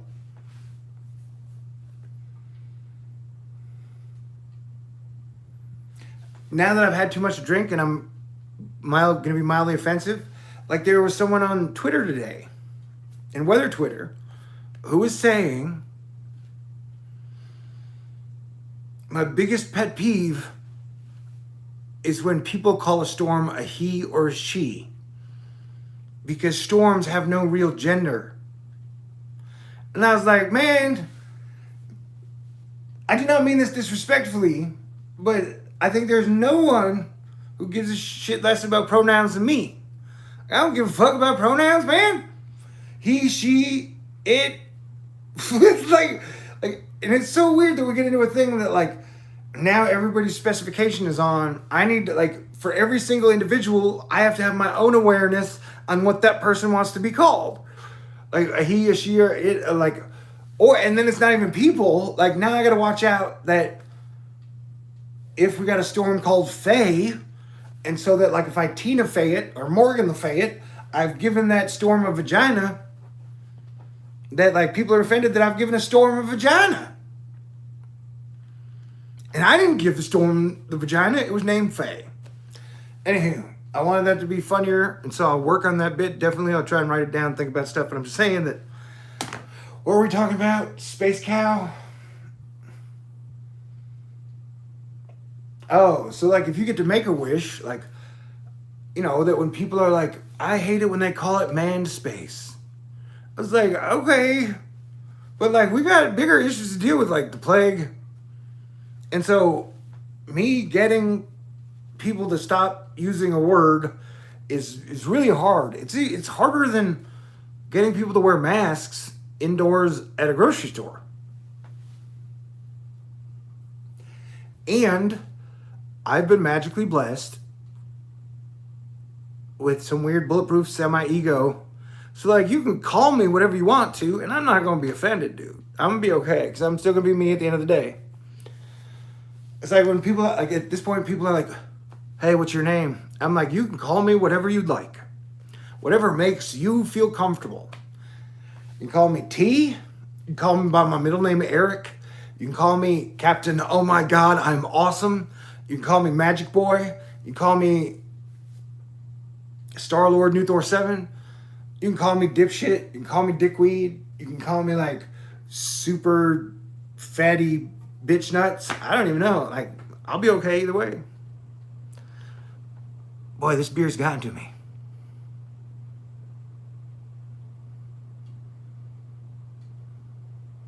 Thanks, friend. Friend is a good term. And one thing I have learned about the internet is that it's easier online to get to a sticking point, whereas if two people don't agree on one thing, they don't talk to each other, or they're not friends, or they hate each other. Whereas, like, in real life, when we didn't have social networking, people disagreed all the time, and everything still functioned normally.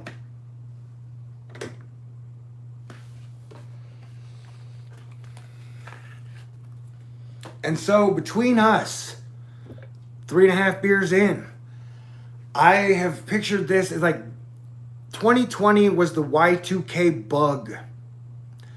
And that is the deal. If you look at the Nostradamus, out of all the years I picked in here that fit, there's like 25 different years with a number on it. And so from 2012 to 2020, our free will and forward actions, we're going to pick our future. And so we spent the last 7.7 years deciding, or 7 years, deciding what our 2020 would be like. And so we could have united in 2017. We did not. And so I think we were headed down a wrong road, and that the plague literally is divine course correction. Granted, it'll take us 2 to 3 years probably to get to a place we could have gotten to in 2017, but I still think we are going to get there. That things will improve. The devil's not going to win. They're not going to kill 6.5 billion people. They're probably still going to try. I mean, some people are, but I think the good guys will stop them. I think the good guys are going to win. I think the good guys are already winning. So yeah, I'm just, if you're looking for a serial, we're going to die and lose and the devil's going to beat us all, I'm not that guy, man.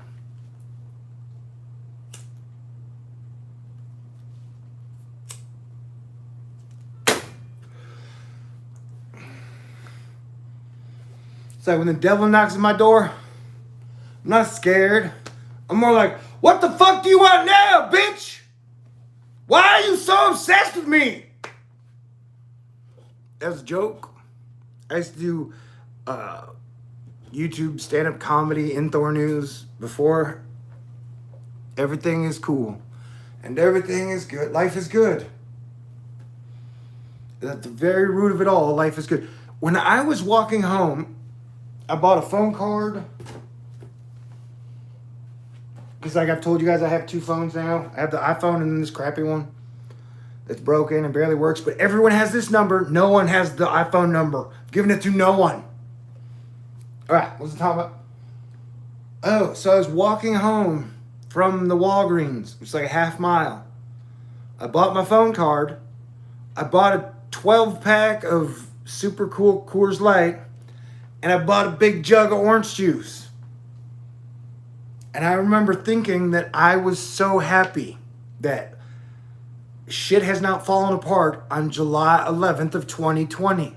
That I was so happy that of all the ways it could have gone sideways in the first 6 months, I've been happy all day.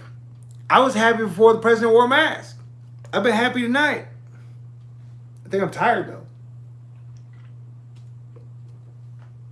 I'm definitely out of shape. I'm proud of everybody. Except for the people who go to COVID parties.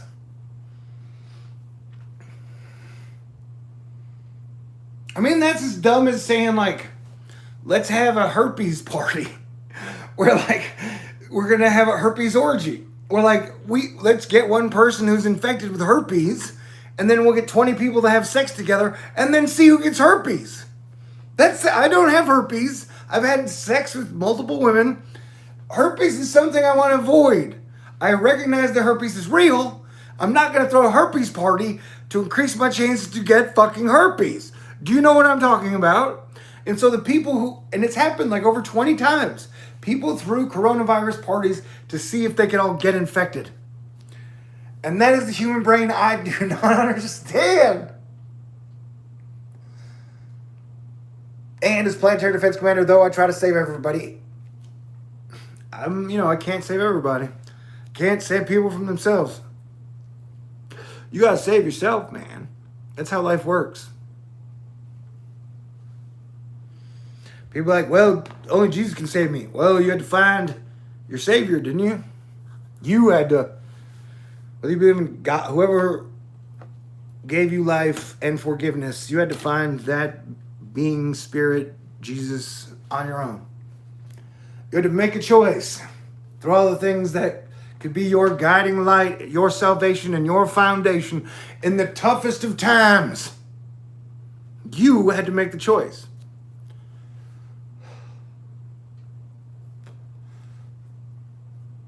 Personal responsibility is a bitch. I'm glad you survived AIDS, Doc. I'm definitely glad you survived AIDS. That's what I'm saying. Like, COVID party would be like having an AIDS party. I don't want AIDS. Oh, and now I'm going to get real weird. Are you ready for it? Because I feel fat and my belly is bloated. And one of the crushes I have a lot on Twitter, she was talking about cats. And like, if you ever see your cat, little kitten with a giant belly, that means they need to be dewormed. And I looked at my belly and I was like, fuck, do I need to be dewormed? Now let me take it back a step. Back when I was hanging out with the Palmers near the Palmer Divide in Colorado, I made a video about it, kind of. The Palmers are super cool people. Anyway, but the Palmers, because I hung out with two of them, the older one and the one my age. And the advice they gave me, they said if you go to the World Health Organization, there's like some cream that they give to horses that deworms horses. And they said, you need to eat a tube of the cream or X amount of that cream. And so like every human being has worms inside of them. And David Michael, or Michael David, I always forget, switch him around, which is the younger one, my age. He was like, you will take the grossest shit you've ever taken in your life, and it will scare you to death, and you will have nightmares. But it will be worth it, and you will feel great, and you'll never get an upset stomach again. And so I've always kept that in the back of my mind. Like at some point, I'm like, hell yeah, I'm going to eat that tube of horse dewormer, not the whole thing or whatever, the prescribed medication. And then I'm going to kill up whatever worms are inside of me. And then I'm going to shit them out. And I'm going to look at my shit and be disgusted and have nightmares. But I will feel better and never have an upset stomach again. I love these hangouts with you, by the way. And I miss the Palmers.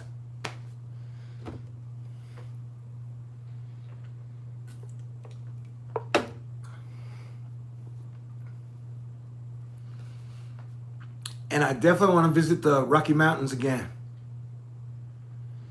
And I definitely want to visit Mile High comic books again.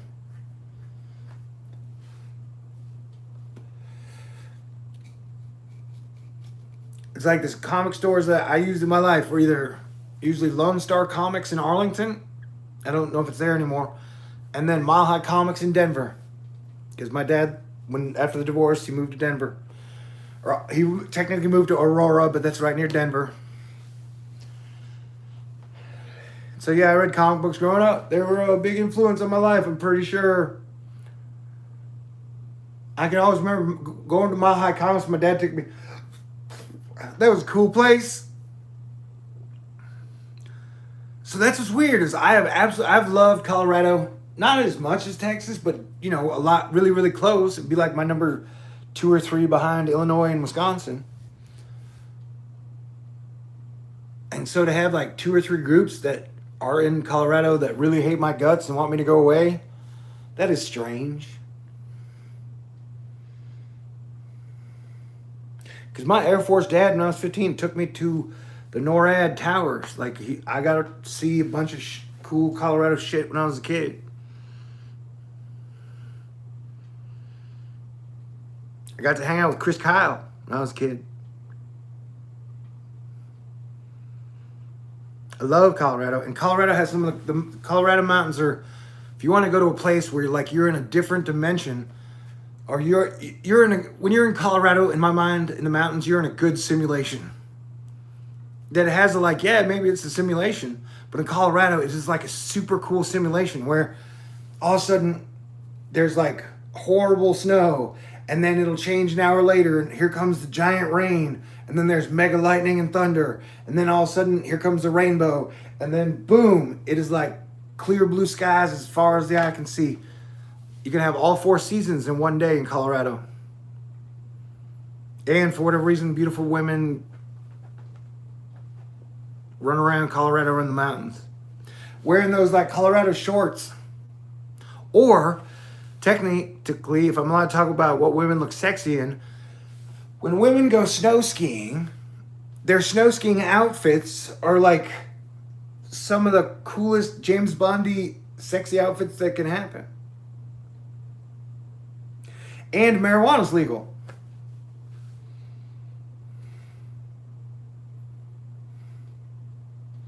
So I have this thing where I will talk to police officers. If I'm not driving, even if I'm drunk or vaping, I will walk up and talk to a cop, like I'm planetary defense commander, and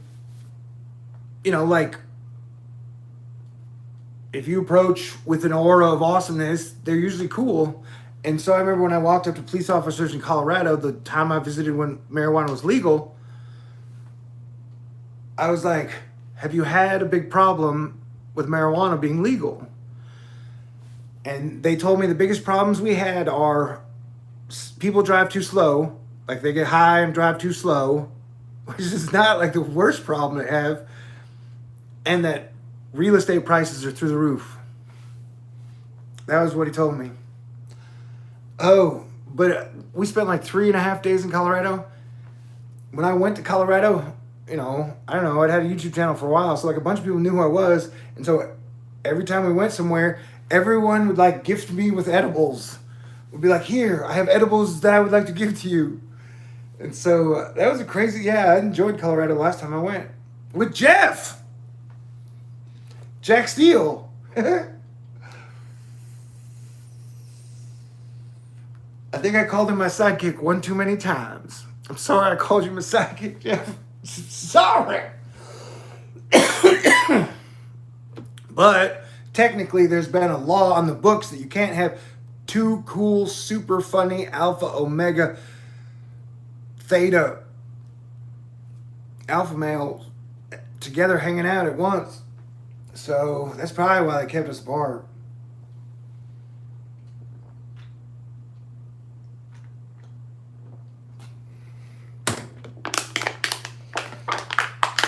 And Jeff is like 10 times better guitar player than I am, which is always helpful. He's like 10 times better than me. Although depending on the song, my vocals can be a little better than his vocals. Although his vocals can be super fantastic, so it's not really a competition. His body fat's always lower than mine. He's like...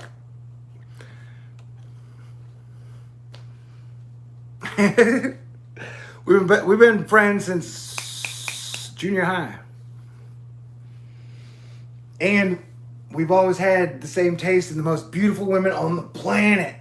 Like, for example, when we were out in Los Angeles, he dated one of Prince's dancers. So that like Prince had dancers, and he was dating one of Prince's dancers, and she was gorgeous, like whoa. Anytime you would have to be like, wow, you are gorgeous. And she was a good dancer,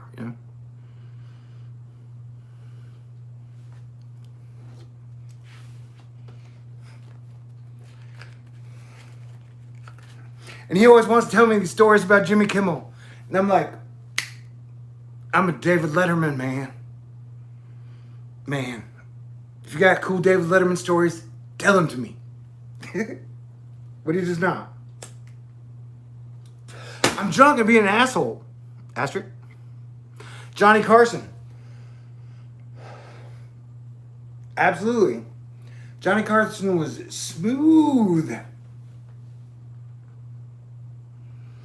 You know what is weird? We could spend an entire time talking about the mafia, where in some way the mafia has always been in the middle of rock and roll, Hollywood, and stand-up comedy.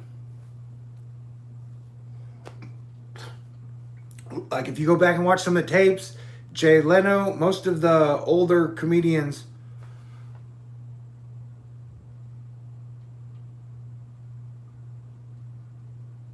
hey, absolutely, and thank you. And I just want to say, like, even Jerry Seinfeld has talked about, like, oh yeah, the mafia ruled, and so, Johnny Carson was kind of like the last extension of the Frank Sinatra, like, or you still had the mafia, but there was a male code, for lack of a better term, and that there was still an honor code on some level being upheld. And so I love Carson, and that he seemed to do an excellent job as Planetary Defense Commander. Him and Willie Nelson were like the definition of guys who just always seemed to be cool no matter what was happening, and they always seemed to stay cool and keep their noses out of major trouble. Although, like David, he had a lot of divorces. Apparently being a guy who hangs out with, Frank Sinatra and Sammy Davis Jr. and all those people, it's hard to keep one wife or husband. Was it talking about? And the whole thing is sometimes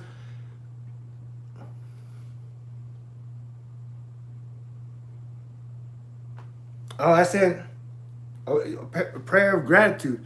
And I'm grateful that you and everyone is here with me. And the fact that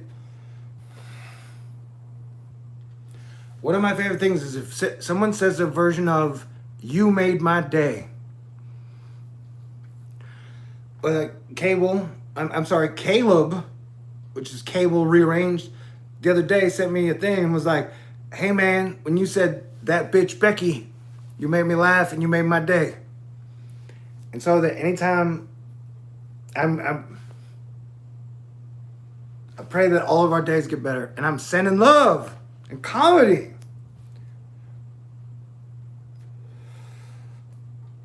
But like the longer I stay on and the more I drink, I don't know, sometimes I fear getting dumb and boring. So like you guys have gotten to watch my hair grow out with me. And I've always had this silver streak. Well, since I was 15, I've had this silver one. This is all new gray. And definitely this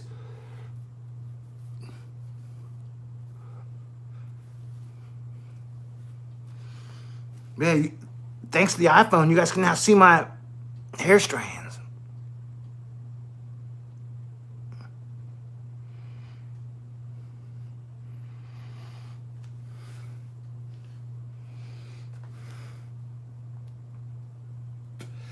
I had a sense right then that Amelia is watching, the Mother of Dragons. I love you, woman. And you are one of the most beautiful women I've ever seen. Your smile like radiates. Its luminosity is mind-blowing. And I'll never forget the way you put your leg up in the tailgate. And sometimes I hear you and Emma, like I can play, or your voices play in my head, so I can like write movies and scenes for you guys naturally, and I can hear you guys talk when I write my dialogue in my head. I can hear you guys talk in your voices. Just like if you guys ever read stuff that I write and you hear it in my voice, it's cool that, I don't know, one day, yeah, I don't know, maybe I think you guys would have chemistry. Did I mention you guys should watch Palm Springs? That movie's good. Although, if we keep fucking shit up, we are not going to get new movies for 2 or 3 more years. You guys understand that? That like at some point the real production line is stopped. And good luck to Chris Pratt making the new Jurassic Park in the pandemic. I don't know how that's going to work. Like, I mean, it's possible, but you gotta, I don't know, I'm just pointing out that we've got like a 2 or 3 more year wait before the movie line gets picked back up again. Or they make movies on a level that they were making movies in 2019. Which gives the Marvel / DC / Disney people an extra 2.3 years to figure out what they're going to do over the next decade. What they're going to do with the X-Men, what they're going to do with Marvel, what they're going to do with DC, and how they're going to scope that out over the next 10 years, possibly 20 years. Those people have an extra 2 years, 3 years to make a giant super plan for the next decade. And that is exciting.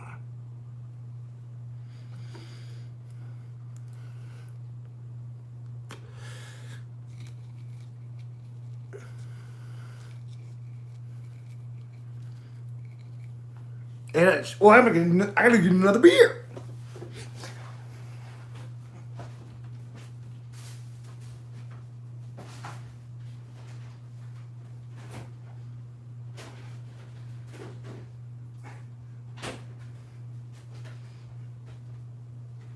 Oh, before I die, before my mama dies, I would like to make one good movie that I get to write and direct. So before I die and before my mama dies, I would like to write and direct one movie. And it's got to be the greatest movie that has ever been made or close. And so I have been farming out. You need an amazing producer if you're going to do what I want to do or make animated stuff or whatever.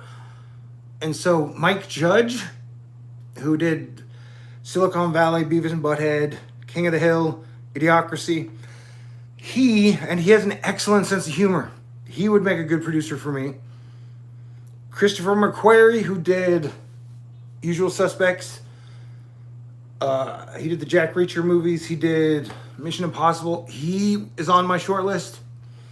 I had Marky Mark on the short list for the work he's done and Entourage, but then a lot of shit surfaced on how, I don't know, he's got like a 6% Boston hardcore racism in him, which I would think, honestly, it can be, that racist part of him can be exercised and healed. That it's someday we can heal Marky Mark's inner racism. You know, I'm an optimist, though.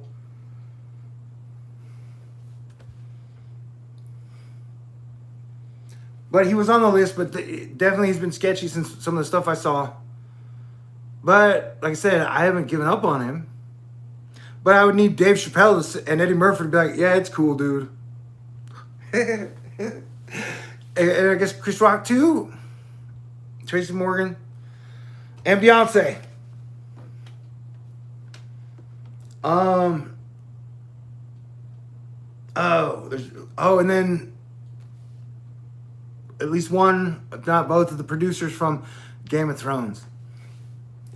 That's my short list.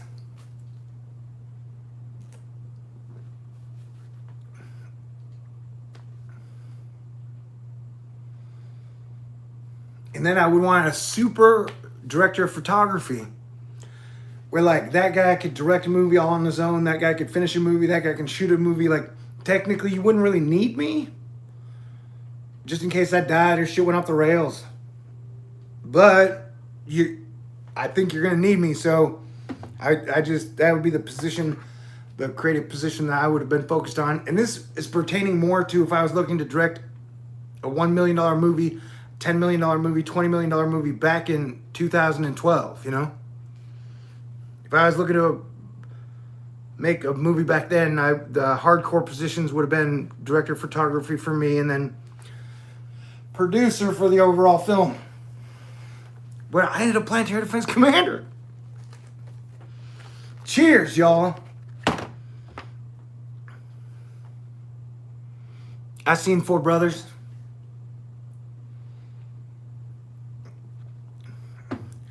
I don't want to get into the racism stuff too much. But, you know, there's always just been a thing that somehow, apparently Boston, which has always been weird to me, is one of the most, has like a old school racism. And maybe it comes, you know, Texas has a little of it if you go far west or far east. And southern states have it, but like, somehow I've never understood the Boston thing. But I guess it comes from like the gangs in New York. Which is like, anyone who isn't a Irish Catholic Massachusettsian, I don't know, it's territorial. I don't know. This is probably not the best place for me to get into discussion about racism.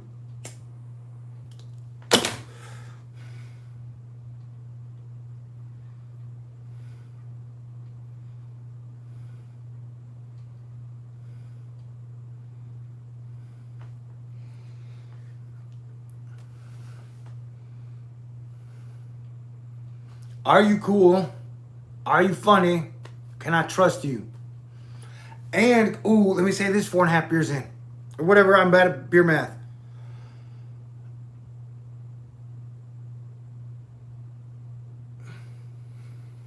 That it seems to me like if everybody has a mechanism where they blame somebody for something, they're like, I traditionally go to like the most powerful people on the planet. Or like, shit, if the billionaires had done this, shit wouldn't have been so bad. And that sometimes people look to races like, well, you want to know whose fault every problem is in the world right now? It is this race. So I guess they're all coping mechanisms.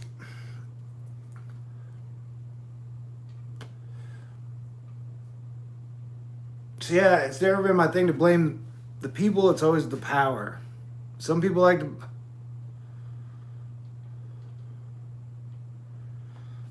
I guess I'm always like, why are you mad at poor people, bro? All right. Scott Stapp. That's what the psyops want you to think. Well, you know, we're talking about like narrative. So a psyop is psychological operation. And then by me talking to you, me looking you in the eyes in the camera, that's psychological. It's in your mind. You know, so does that make me a psychological operation? And my op is to get you to be cool, to treat your fellow man with respect and recognize we're all the children of God and that we are here to live, love, and learn together. Yeah, I don't know, man.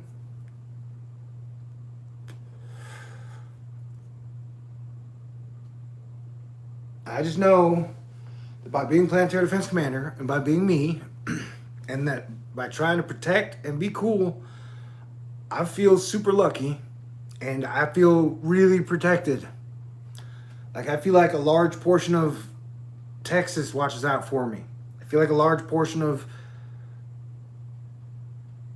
a lot of people out there watch out for me. So I'm grateful for that. So yeah, there are bad guys around, but there's still a lot of good guys and gals keeping it together. And so I ain't worried about no other dumbasses psyops.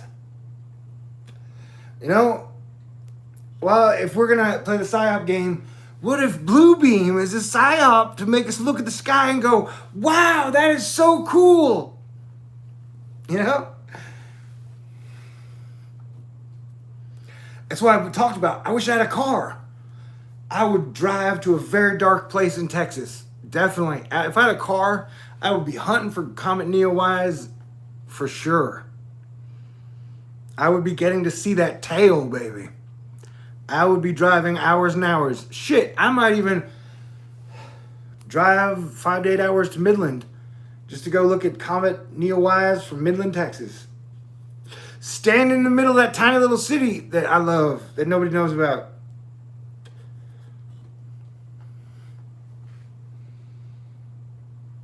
Though I'd have to be able to be like, Mama, if I break down in the middle of nowhere, will you come save my ass?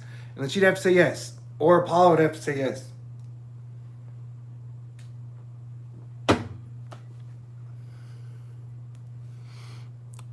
The Rampart. Whoa.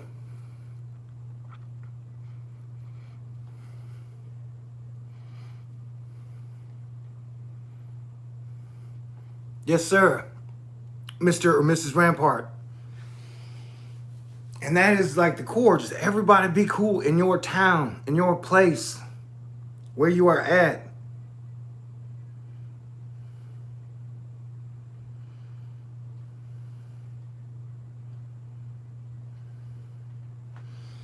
And then I think the big thing is the next 6 months, we got to figure out how to keep everybody fed in their house.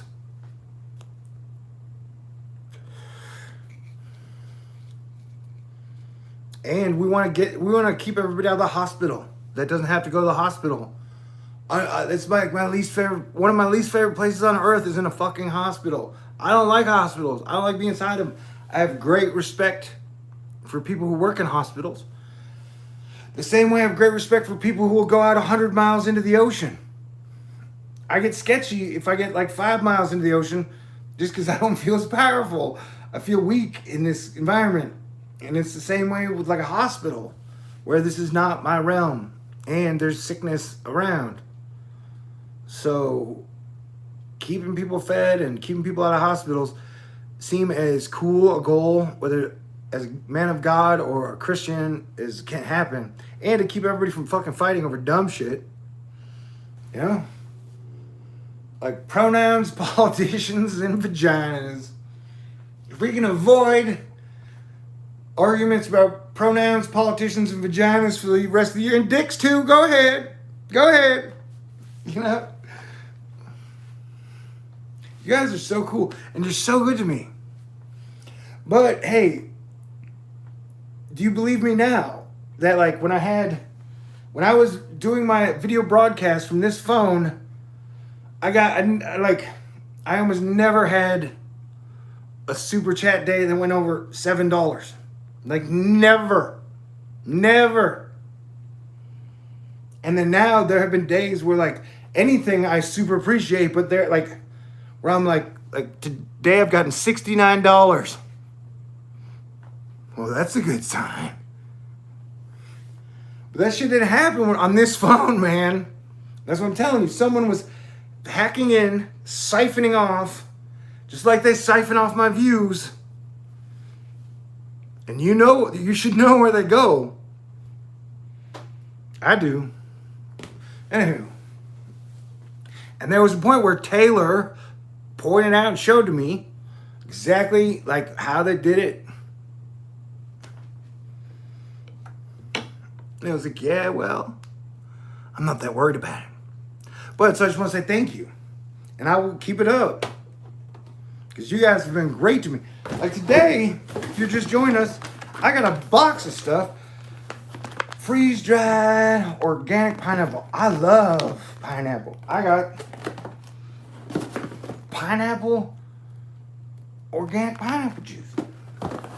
She sent me soap. I took my first shower of July tonight.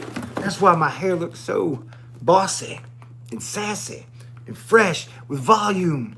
Whatever adjectives I'm supposed to be using.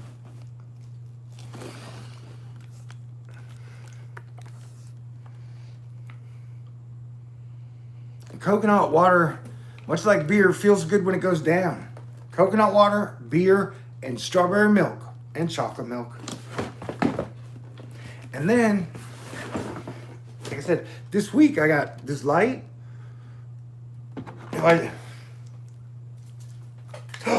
Crap. I just wheezed in front of the camera.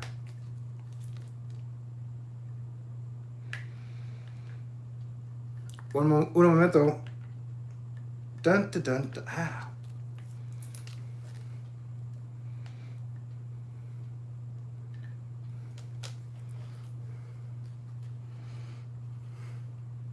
It's got a remote control.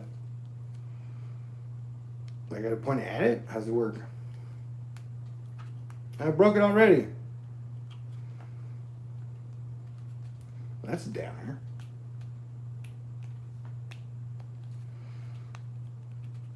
Oh, man, my production value is going way down. Ooh. And I, for the people that were paying attention, I said I need more lights in this apartment because my lighting setup is not great. And it's still, I haven't planned it out well, but. And I got, and this is just this week. These super cool guitar picks, Van Gogh. So thank you guys for being cool. What the heck?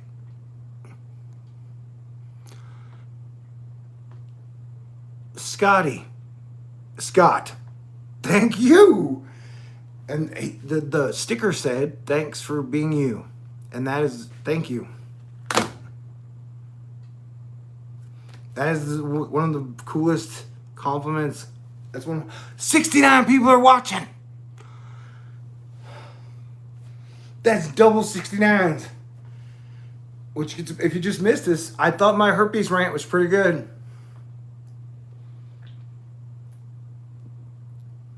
They're like, would you go to a herpes party? No. All right, then why would you go to a COVID party? Like, hey, man, somebody we know has been infected with herpes. Let's have a party. See who gets infected. And it's like, no. So when people say that either life ended or the universe flip-flop switched in 2012, stories like that go, maybe.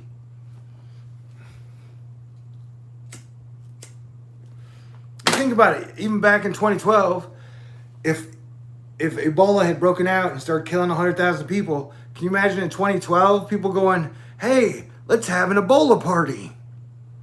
I remember Ebola was one of the first things I was scared of.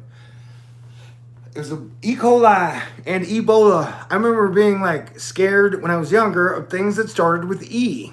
Like, your beef may get E. coli. Your surroundings may get Ebola. And I was like, holy crap, I'm avoiding all the E stuff.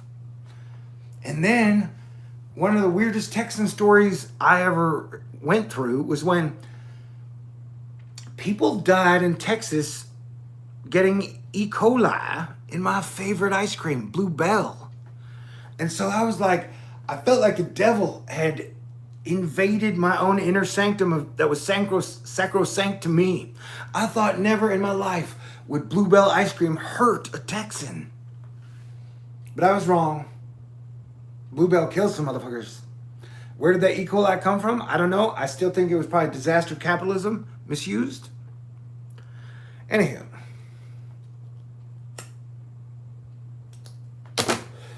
That's why, people may be like, I want Ebola parties. I want E. coli parties. I want COVID parties. But I don't want to be anywhere near those people for the next 2 years. I'm like Canada. I'm like, can we lock the borders for all the cool, sane people and then just let the people who want to have really horrible experiments?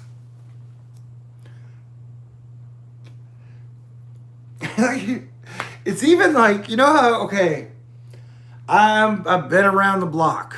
You guys are great. You guys humble me, but make me super happy and a little cocky at the same time. So I've been around the block a long time, man. And so if you're a human being that's been around for 40 years or so,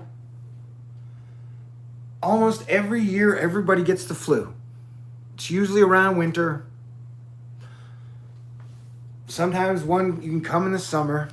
But it's one of the things that humans talked about. Was like, oh, stay away from the flu this year. It's really bad. Or this strain of the flu wasn't that bad. But either way, like clockwork, once a year I got sick. Crazy thing happened. When I moved into this apartment and started super planetary defense commandering, I didn't get sick for 3 years. That had never happened in my life. And I even bragged about it a bunch during those 3 years in my videos.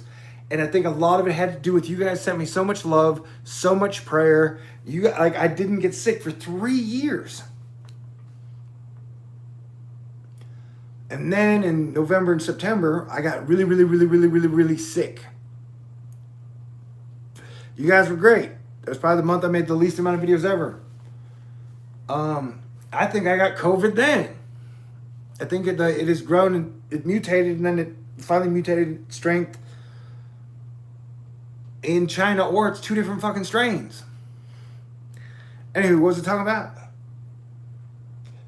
Yeah, I don't know, man. Like, if you get a viruses or colds or flus make you shit, they make you sweat, they make you tired, they make you cough. Like, you know the days you get when your head is filled with mucus?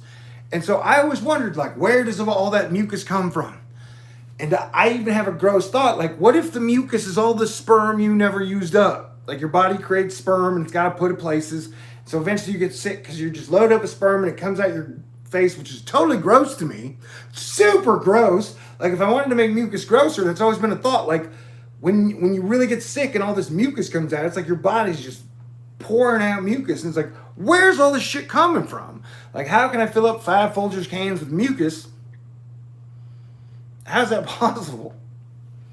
Anyway, so like, you get the mucus aspect, you get the diarrhea aspect, you get none of the flu symptoms, like none of that shit is fun when it fucks with your ears.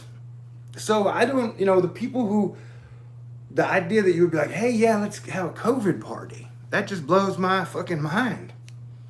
Like, it's like, let's have a flu party, man. Johnny has the flu really bad. Let's all go hang out with fucking Johnny.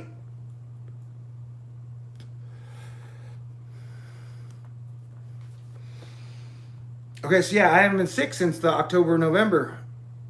But my immune system's down. And I could be as fat as I've ever fatted out. But I'm still really cute fat. And part of my comedy comes from the John Candy, John Belushi, Chris Farley school. And I have no problem with that. John Candy was one of the coolest, most lovable, funniest, good-hearted people that ever lived. And he was a Canadian. John Candy is absolutely one of my all-time heroes. So, I go through phases and seasons. And now I'm in my Chris Farley, John Candy phase. And I would make you a bet that in 2023, I'll probably be in my super Thor phase, where my teeth are whitened, I got the holes in, I'm down to like 8% fat.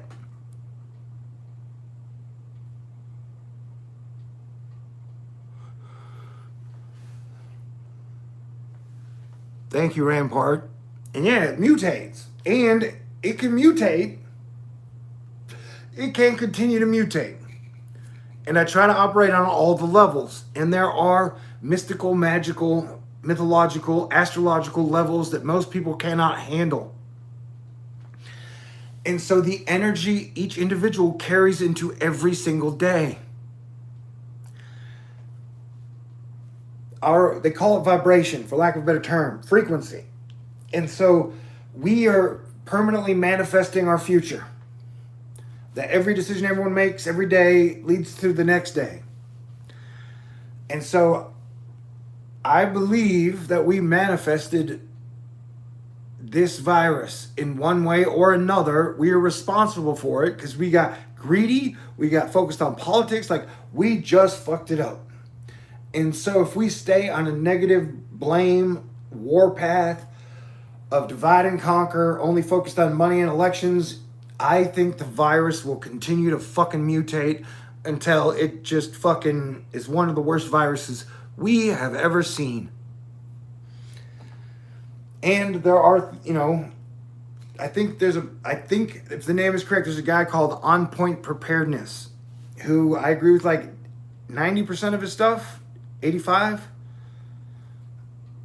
And he's pointed out, like, and other people have pointed out, like, the second wave, if they were doing some dastardly gene slicing shit, like, the second wave may be the one where they really, really, really hit people.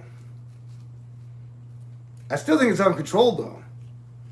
Everyone's allowed to have their own opinion. I think that, like, it caught everybody off guard. Everybody. And that in February and March, they made plans like, okay, how do we deal with it? But it still caught them off guard. And it will probably continue to catch them off guard. But there is a chance that they created it, they released it, and our president is vaccinated, which is why him and Elon Musk have almost been promoting non-mask wearing bad practices for 6 months. I mean, A, he's a billionaire, and B, he used to like taking photos of himself surrounded by gold. Like he was a super pope. He was like the Pope Mafia Wall Street guy. You know? My Jesus more like Johnny Cash, Willie Nelson, Jimi Hendrix.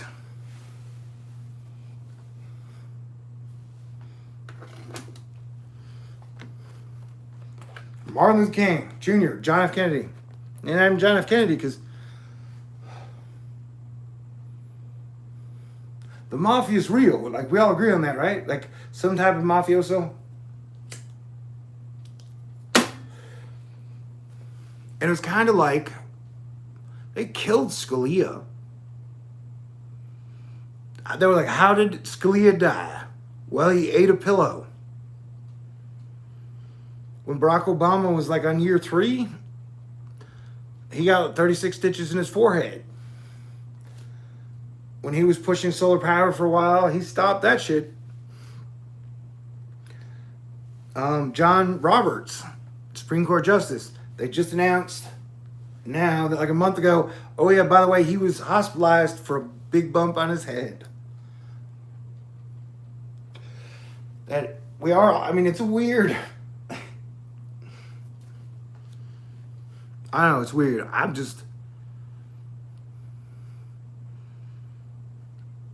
not here to influence, I'm here to inspire.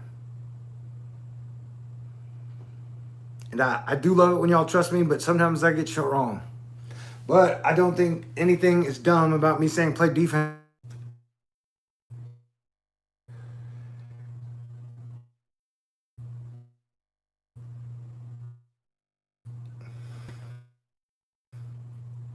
What's up, space? I'm back. Can anyone hear me?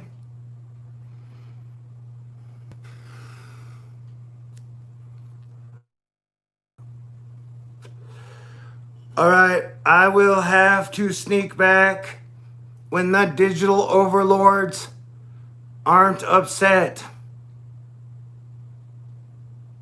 I will have to sneak back when those who seek to control the narrative have calmed down a little, or are not focused on me and are going to spend time with their girlfriends, their wives, their children, their whatever stocks, or if they just want to go troll other people. But I will be back because y'all are awesome. But hey, I got, even if it's slow motion, I got like three-fourths of a beer left. So we are going to drink this, and I'm going to say thank you to Donald John Trump for wearing a mask. We can discuss everything else later, but for today, thank you, Commander-in-Chief, for wearing a mask. I think everyone's life will be easier if we all work together to play defense through 2020.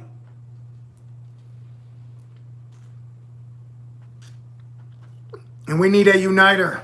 We need a lot of uniters. We need a lot of conflict de-escalators. We need a lot of civilization stabilizers.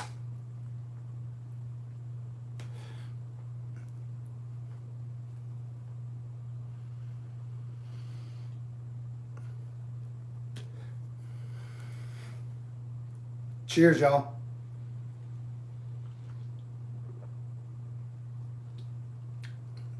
Once again, shout out to my stepdad. Passed away in 2018. He was a Coors Light guy. The Coors Light is Colorado. So shout out to Colorado as well.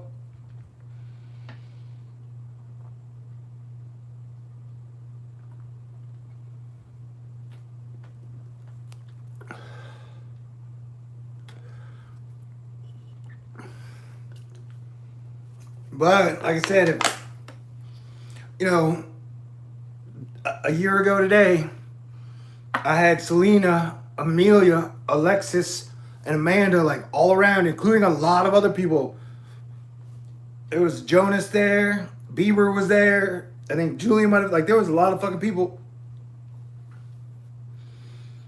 And so the gatekeepers are real gatekeepy, bro.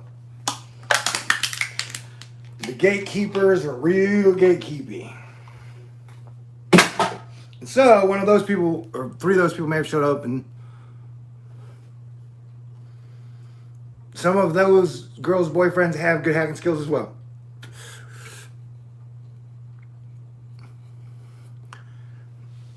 Craft beer is like,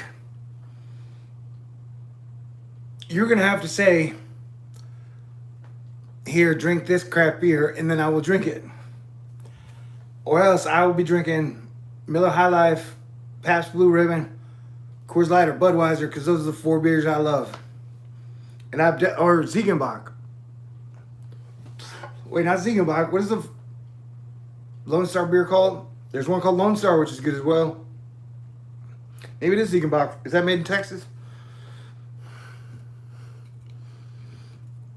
Yeah, hopefully in like 2 or 3 years, I'll get to run around the world again. Because I'm a Sagittarius. We like to run. We like to travel. We like to see the world. We like to hang out. We like to people watch. I'm a people watcher. I like to watch what you guys do. Which is why I love bars. Oh, I kind of want to get... Can you hear me clearly now? Is it still working? Because this is like the 1 year party of that night that we had the All-Star Asteroid Fight Club meeting. And it was some of the greatest rock and roll ever. You know, and it was such a cool fucking night. We chopped Hurricane Barry in half. Not a single drop of rain fell in Texas.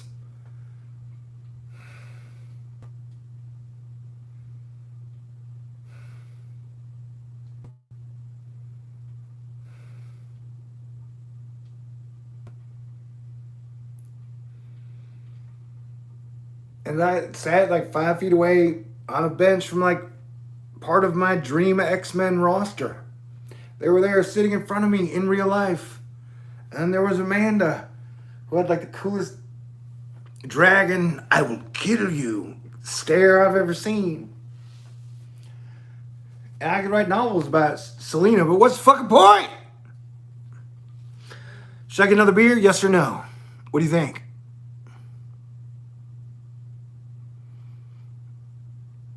Low res civilization.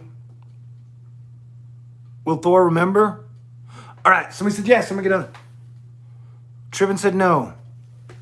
Why not? But yeah, if you say no, my question is, why would you say no? Like, because the like not getting another beer is like, you ain't got to watch. You can always click off. Oh, although I got tapped underneath the foot.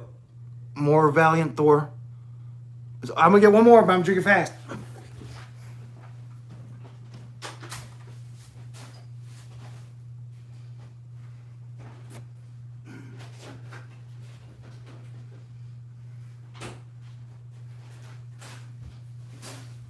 Where, like, when I leave here with you, I got to plug back into the Matrix. And so it takes a lot for me to get drunk or super vaped. Because I still got to go back to figure out how we're going to lead people through the fact that you're probably going to have your kids stay home with you during this school season, college or regular school, you know, and then it's harder for people to work when their kids are there with them, which is why I support extending unemployment benefits. We're gonna have problems with food supply chains. You're gonna have people going through mental breakdowns. Our mental health is going to be something that we're going to need to work on together as a group. Like, that's only our small American bubble. Some people have a theory, since we're talking. Okay, this is somebody else's conspiracy theory, but I love that person. That person is a cool dude. I appreciate him. That if the United States of America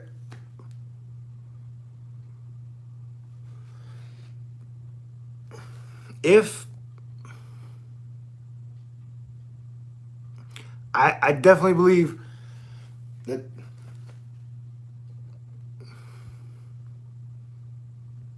I'm not the only commander here, but I'm the only dude that has to get up and do it publicly. So I do the best I can now, and I'm not done drinking either. And thank you, and I appreciate y'all.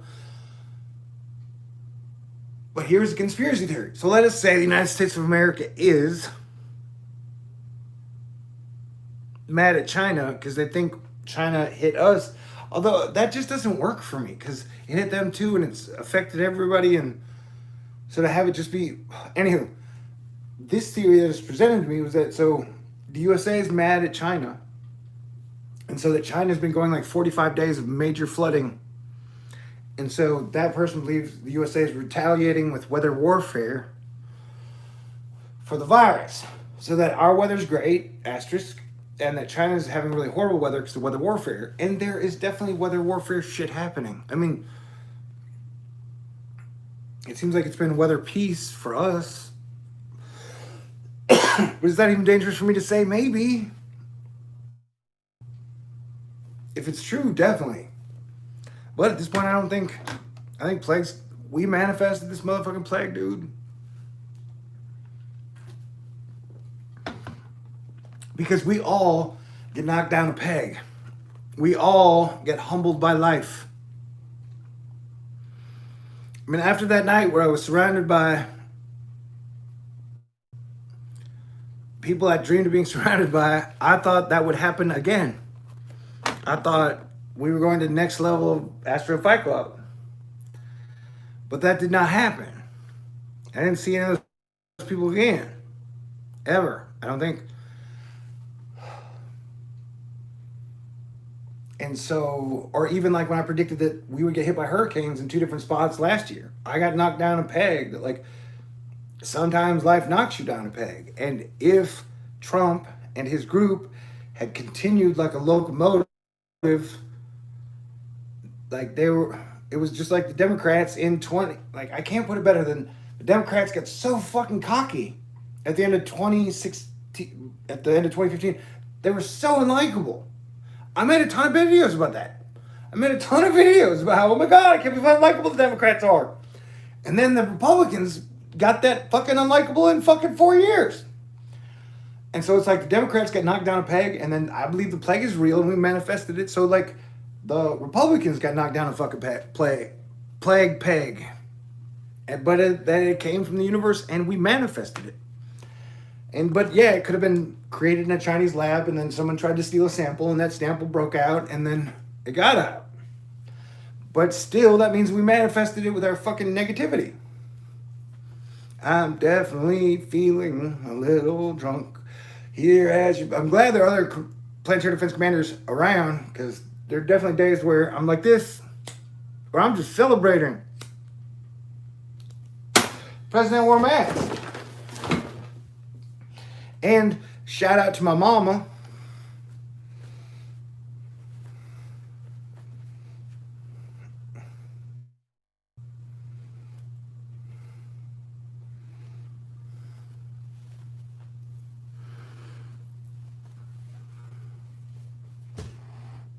My mama made me this mask, dude. Whenever the plague broke out, I was like, Mama, get me a mask. And so my mama went and got and had this mask made. And this is a cool mask. Well, I should cut the tags off, but kind of like them because they're like the Boba Fett if I had them, whatever, hanging down. So this is, thanks, Mama. And thank you, Trump, for wearing one of these.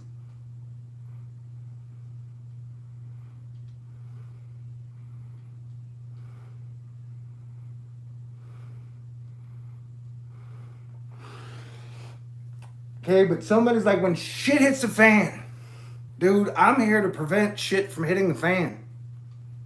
That's my job. You may not have to agree. You don't have to bet your entire future in life on me. But I'm here to make sure shit does not hit the fan.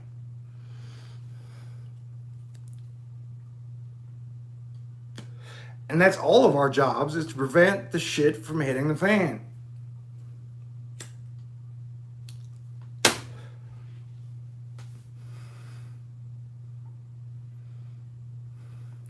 So there are the people like, when the shit hits the fan. And then there's like people who are like, let's prevent the shit from hitting the fucking fan. Because like, what part of this shit can we not prevent from hitting the fan?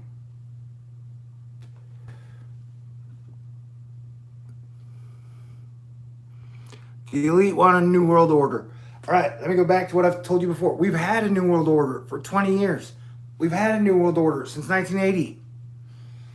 The new world order you were talking about comes out of a book written in the year 70. And that, so technically, since the Federal Reserve, we've had a new world order. That the rich have existed in a peaceful state as they got the poor to fight their wars. We have lived in a new world order for over 100 years.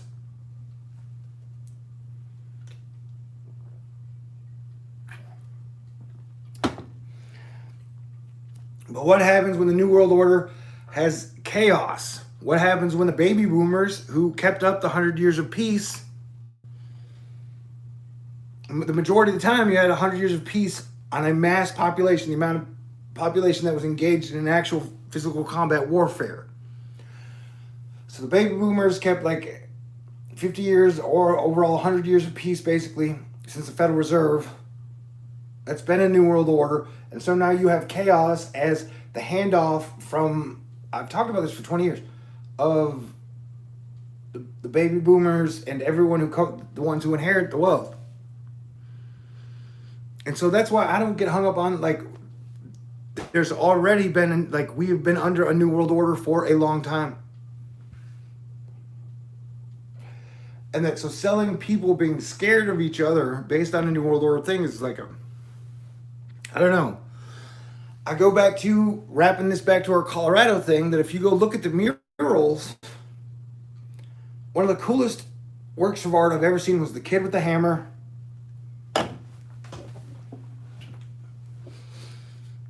Pounding the sheath into a plowshare. And had all the kids of the world around him. As they had, remember, he had a gas mask too. He had the machine gun, he had the scimitar, and he had the gas mask.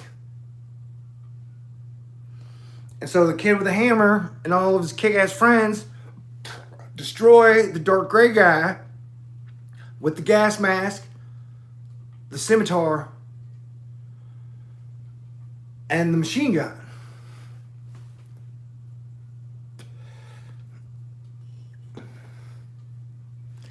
And I think technically they're protecting all the animals that are in that burning forest. And then you have the weird alien flower. Oh, I'm out of breath. Maybe it does have the COVID. And technically I'm drinking because we have mismanaged this fucking thing. Like, it seems like they are trying to get us to get herd immunity. Dan! Airplanes make ugly clouds. I like God's better. I couldn't agree more. God is the greatest painter I've ever known.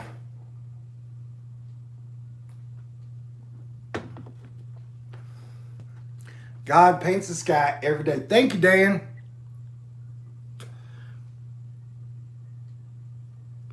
I need to do some martial art dancing. All my martial arts is a form of dancing. And this was given to me by a Palmer. You know the Palmer Divide in Colorado? You know, amazing engineers and designers? A Palmer gave me this. He's the guy that invented the equalizer that would allow oil companies to equalize a pressure of 100,000 psi. The guy who invented that thing that changed the oil game that nobody fucking heard about, he gave me this hammer, dude. He gave me two, but I broke the other one. True story. The other one had a longer handle because I would throw it. I would throw my hammers. Before I broke one, I would throw them as far as I could. I would throw my fucking hammers. Woo, woo. And the other one had a longer handle. And one time I throw it, and I have the handle somewhere here, and it just broke. And I was very sad.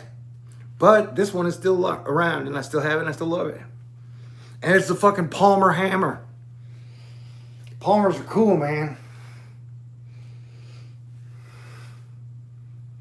So like,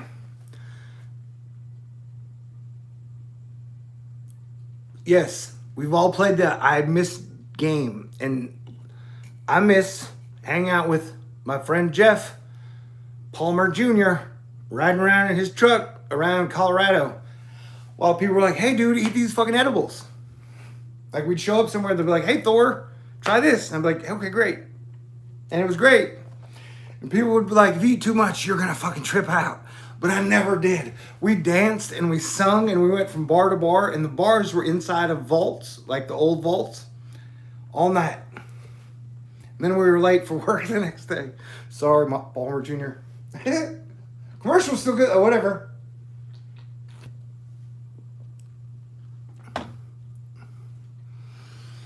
You guys are wonderful. And I might be drunk. Baby.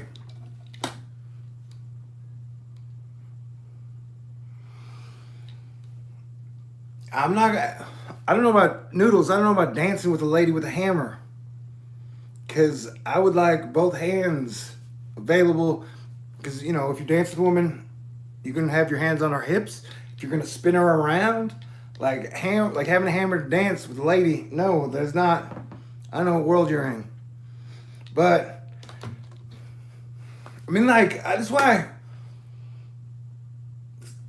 dude, I've never talked to her. I've never hugged her, but I've seen Selena Gomez within 10 feet like 5 times. And those hips, I've never seen hips like those hips. Never seen it like those hips. And just like, I have this theory that if I place 2 of my thumbs in like the very fly part of her frontal hips, like some magic shit will happen and the whole sky will change. Just like the front part of her thigh hips. And so yeah, dude, why would you carry a hammer when you're dancing? That's you don't often have bad ideas, Noodles, but that one was bad, man. Oh, I'm drunk. No, I'm just really buzzed.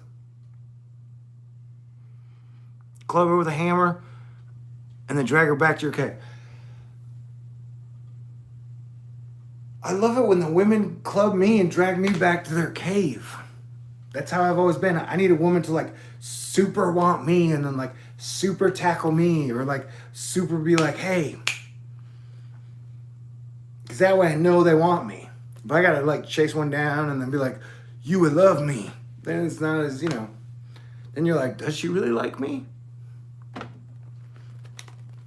That's just me though. But I am older, so I doubt I'm gonna change my style. And that style worked forever, up until I made out with Taylor, then it didn't work no more.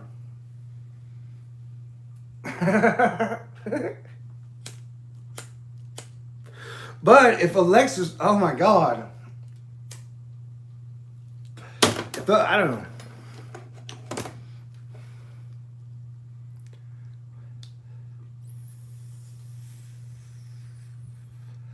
Man, I would love to make an animated X-Men show.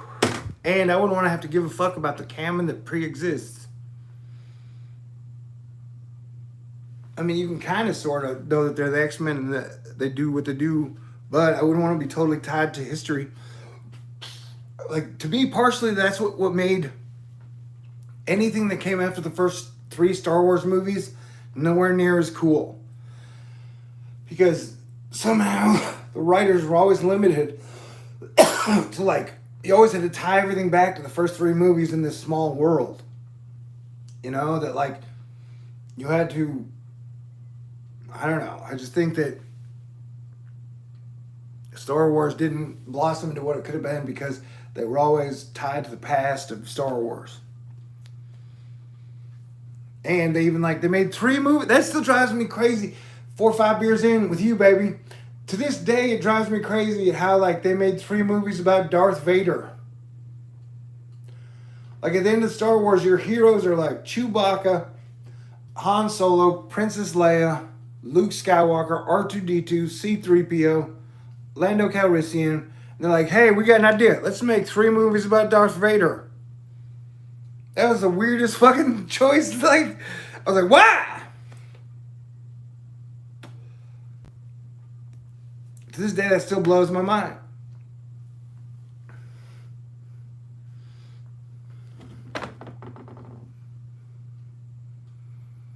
Six movies with Vader. Yeah, you're right. You're right. You're right. You're right.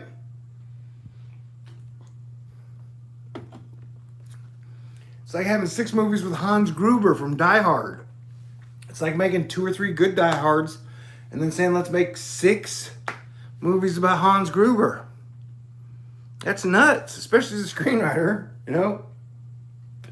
And I will tell you this. This idea I had way back in the 90s or somewhere. I had this scene for what I wanted to be Star Wars 7, and that the main hero, the super Jedi guy who's blonde hair, blue eye, like Tori Ray Jones, his lightsaber was like a mood ring. And so his lightsaber always changed color depending on his mood. And so there was this giant fight in a bar, and the idea I had, and the whole bar was made of neon glass, everything in it was a neon light, white neon lights everywhere, electric, and then it would end up being a giant lightsaber fight between everybody until all the lights went out, which would, and it was glass shattering everywhere. It would have been one of the coolest thematic fight scenes of all time. Because if you're gonna write a fight scene, why not attempt to write the greatest one ever? Anywho, that's not the direction they went in. They did not create this cool, I always looked at okay, so the Bible talks about Jesus, and then in my mind it says the next Christ will be named Faithful and True. They never call him Jesus. They never talk about Jesus was the lamb, and so that the second coming is the lion. Now it's still the Christ spirit, but the guy that was born I don't believe is Jesus. And so in that same thought process, think of Luke Skywalker as the Jesus figure, and then the second coming would be the one after. So that would be the chosen one, the Jedi that I was writing for the 7th movie. But that's not the direction they went in.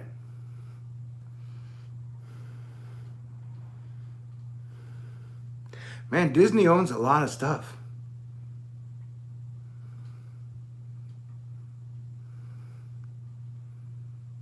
And it was a weird Rorschachian test where when I finally paid for Disney, and I gotta confess, you guys know that right now I have HBO. I still have to watch Watchmen. I have Hulu. I have Netflix, and then now I have, for $6, Disney. I'm trying to get rid of HBO after I watch Watchmen. And at the moment, the comedy thing I need is Frasier, and I'm on season 8, episode 24, 23.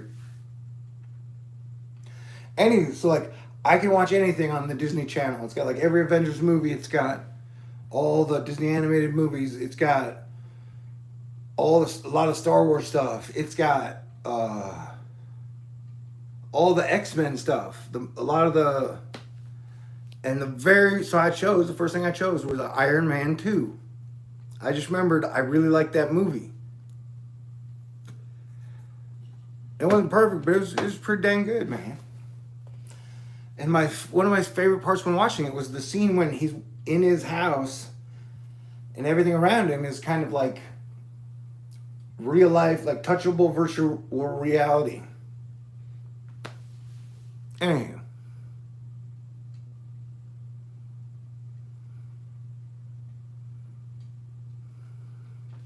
And it ended up having Elon Musk in it with Justin Hammer as the 2 villains. I was like, whoa.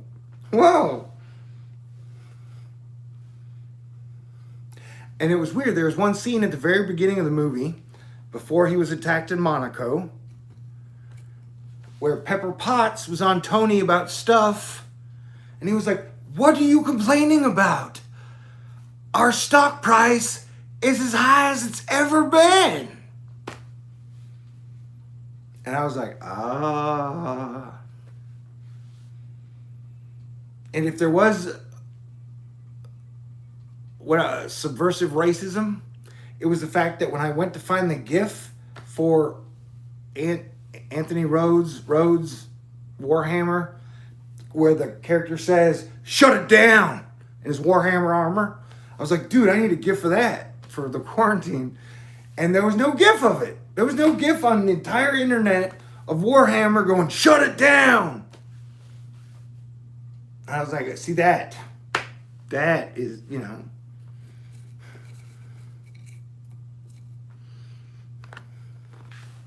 how did I not have that tool at my disposal? One day, I'll have to figure out how to make GIFs. And I got to figure out a way to get through the Disney wall where I can record whatever Disney's showing me, especially for those X-Men cartoons. If you can help me figure that out, I'd appreciate it. What were we talking about? It's on to Disney. Oh, yeah, so that's what but I'm going to watch The Mandalorian. I've heard it's good. And I did work on the movie with the producer of The Empire Strikes Back for 40 days. And I talked to him a lot about Yoda and the Boba Fett armor and the Mandalorians. So that whole show, and this is the way, that whole show has a giant energy aura around it. So I'm kind of pussyfooting or doing a circle around the Mandalorian. I've been like, and I don't want it to let me down. Well, it's got Baby Yoda in it. And the only thing I've seen from it was when they have the little Baby Yoda and they don't know what it is, stormtroopers on the bikes. And the one guy punches the Baby Yoda. And you're like, as a watcher, you're like, dude, you're a dick. You just punched Baby Yoda. That hit my button. And so I was like, yeah, but it was done well. And so I was like, I'll probably like the show. And I'm like, fuck Baby Yoda punchers, man. Totally like fuck Baby Yoda punchers.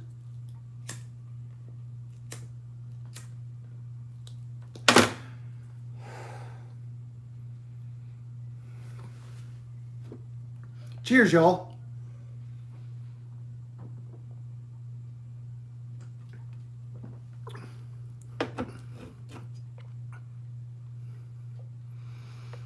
Stay cool. And yeah, thank you. I have lived a charmed life. In the comments the other day, somebody said, I spent all my time trying to get y'all to feel sorry for me. And I was like, what?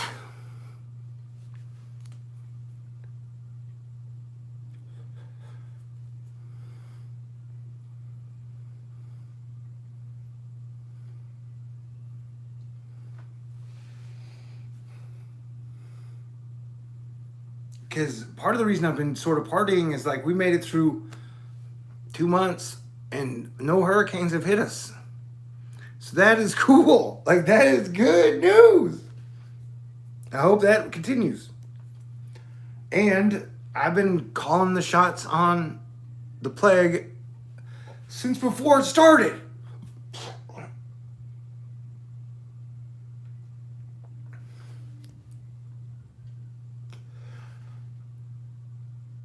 And now I'm trapped in quarantine, locked down. I get to make videos every day about super cool stuff. And no matter what, it is super great talking about the weather all day. I mean, not every day. I like to take breaks, but the weather is a cool, beautiful Mother Nature thing that every day she's always got something cool for me. Though, whether Twitter, poor little...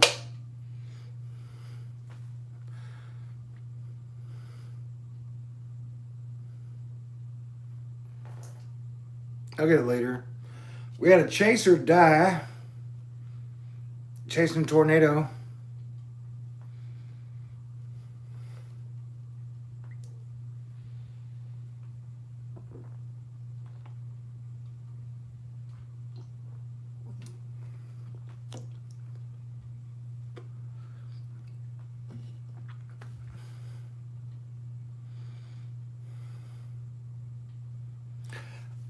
And life is risk reward. I would think anyone who knows if you're going to run up to tornado, you might get the greatest shot video anyone has seen of a tornado. You might get sucked in the tornado and you ain't going to be in Kansas. You're going to end up in a fucking coffin. And then Superman, aka Reed Timmer, somehow magically can do it all the time. But he drives literally like a Batman Dominator and has been doing it like every day like a champ. So I don't know. Reed can do it and survive. Not everybody's Reed Timmer though. I don't know. But we lost, like, it was one of the first people that died while tornado chasing I'm aware of. It happened like yesterday or a couple days ago.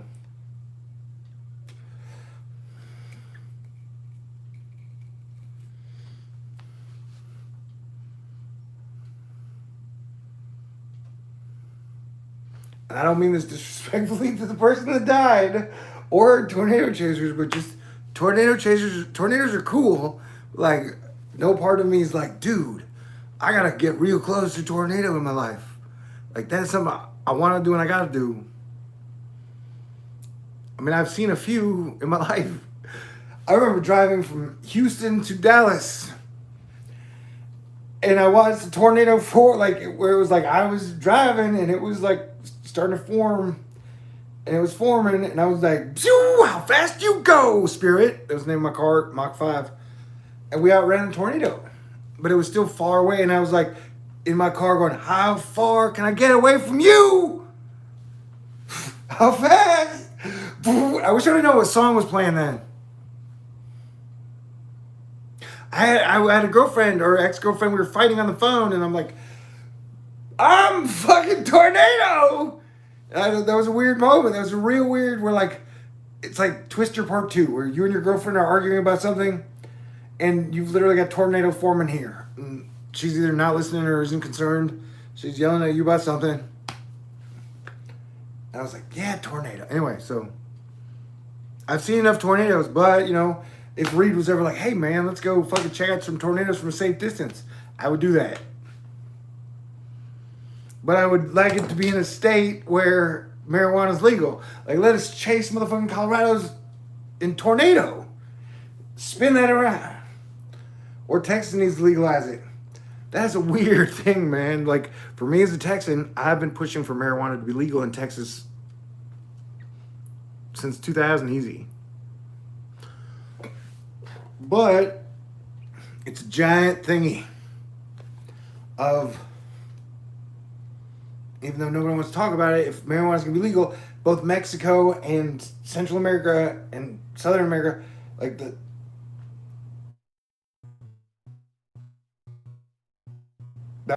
to be legal in Texas, it's going to take some special sitting at the table, everybody sharing the same bread. It's one of the hurdles that needs to be jumped, and let's write that down in pencil on the board. Work it out between Texas and everybody south of us to figure out a way to have good drug and health policy system for all the people. And feed them too.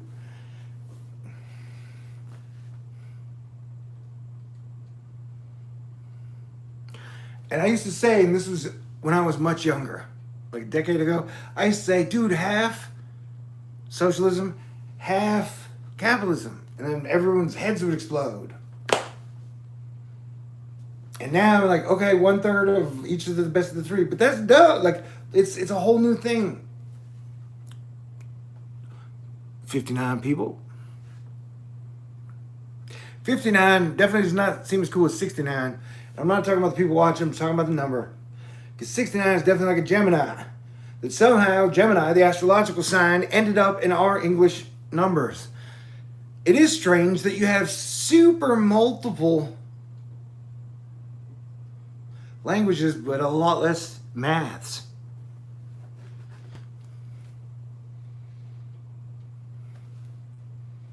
I was both deep and dumb in that last statement. Thank you for being here with me for that.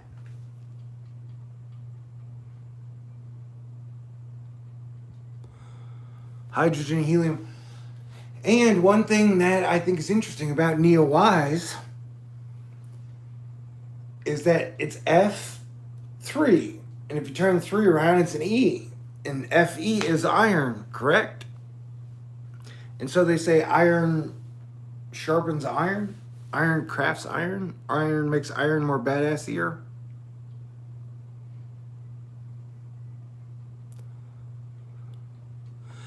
Intelligent design. Absolutely. So like intelligent design and divine architecture.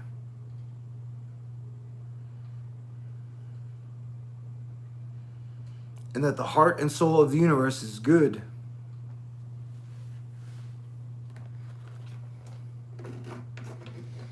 Which would be the heart and soul of God is good.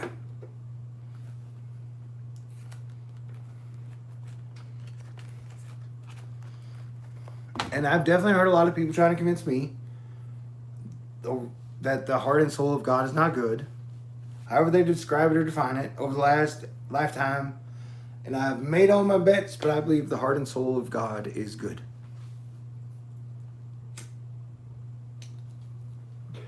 And how are cats and dogs constantly so cute? And they're excellent communicators. And I'm out of beer. The golden ratio. Yeah, the spiral. The infinity spiral. So like now and forever. This moment and infinity. You are living in both. We are living in both. Seasons change and the simulation changes. Woohoo! Hoorah! Raw Thor.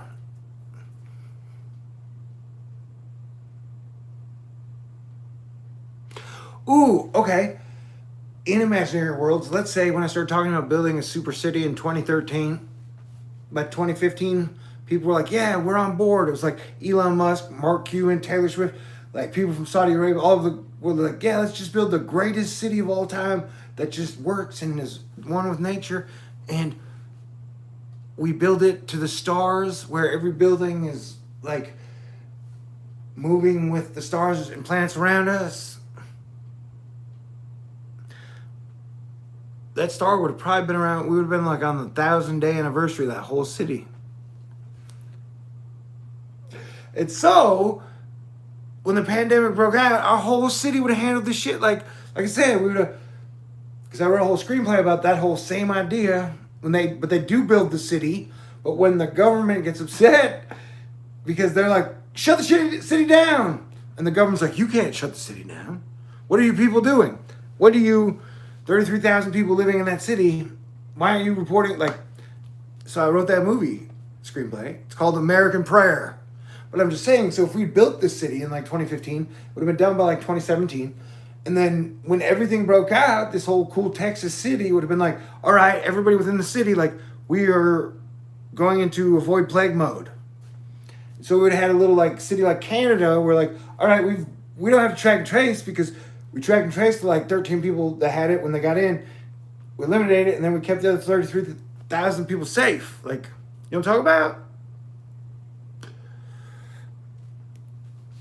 Like, in a perfect, if I would have got my way and things had gone smoother, I pushed to have a whole city built in Texas. And I haven't talked to a lot of people about it. Some of them billionaires.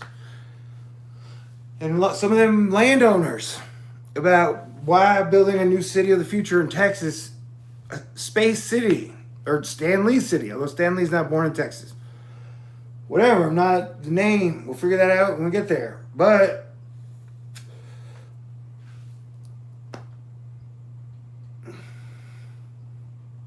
then there would have been weird YouTube videos like Thor is evil because he built a city in the middle of nowhere, telling everybody in the city to be cool, be funny, take care of each other.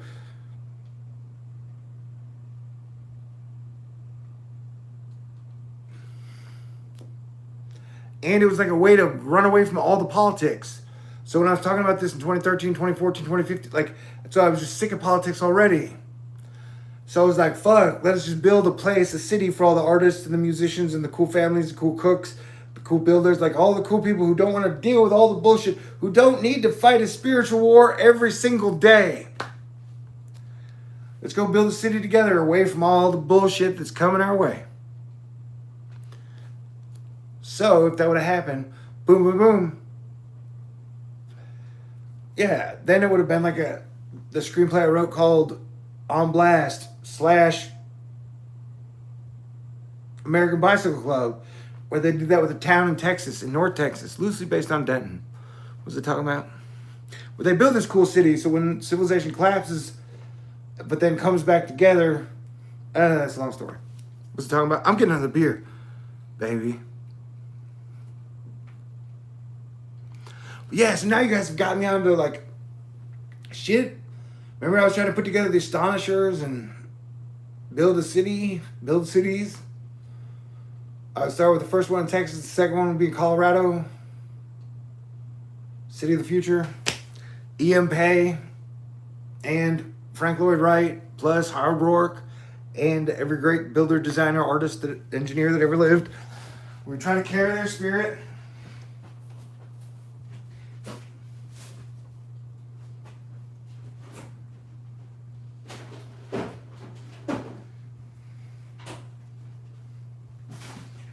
And the centerpiece of the city would be around the orchestra pit or whatever the music place was. So that the entire centerpiece of all the city would be on where like you would hold your concert or you would hold your symphony, or that musicians or performers would get on this little stage that was built, and the whole city would be built for optimal sound with the stars.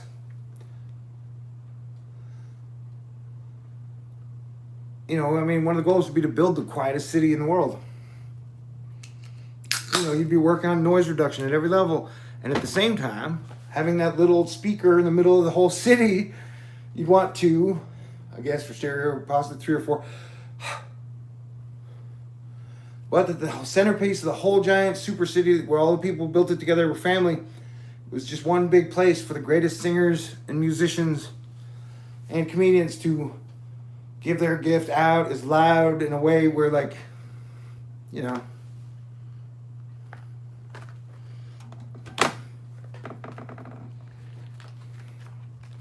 And that Willie Nelson would have played at least 35 times by now. And Tom Petty probably wouldn't be dead. Prince probably wouldn't be fucking dead.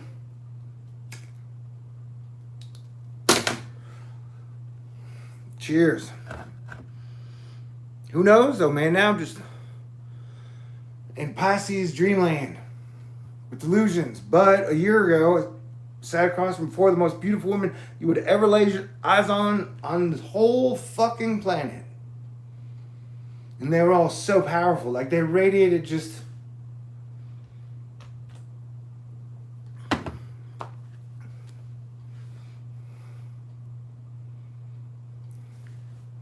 Then I was thinking about the way Hermione stands. That's a whole different incident. But she's great at standing. She has a wonderful poise. Yeah, so like 2015, I was like, I'm so fucking sick of politics. Let's build a city waiting for cool people.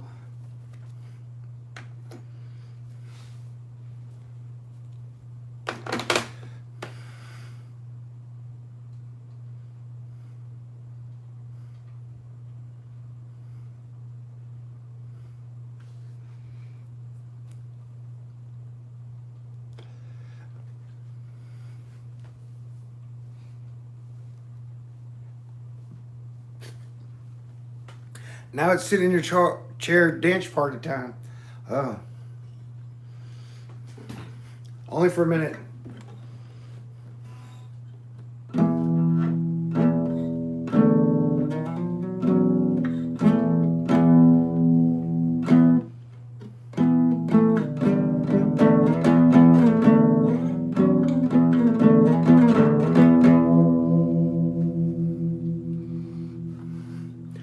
Overall, you guys are super amazingly cool. If I have made a point that I've tried to make, that I've been trying to do this.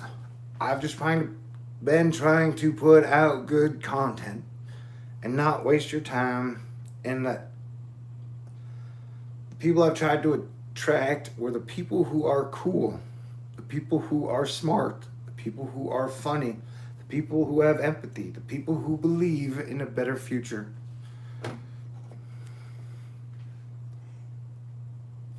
Like, I'm not big on fishing. If I had to go fishing, I would want to go fishing with you. Those are the type of people I wanted to attract, you know?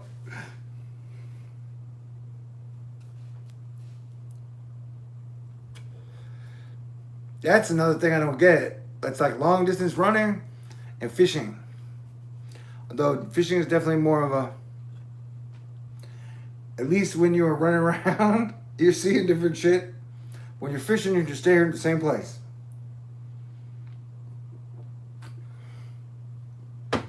Shout out to Mitch Hedberg.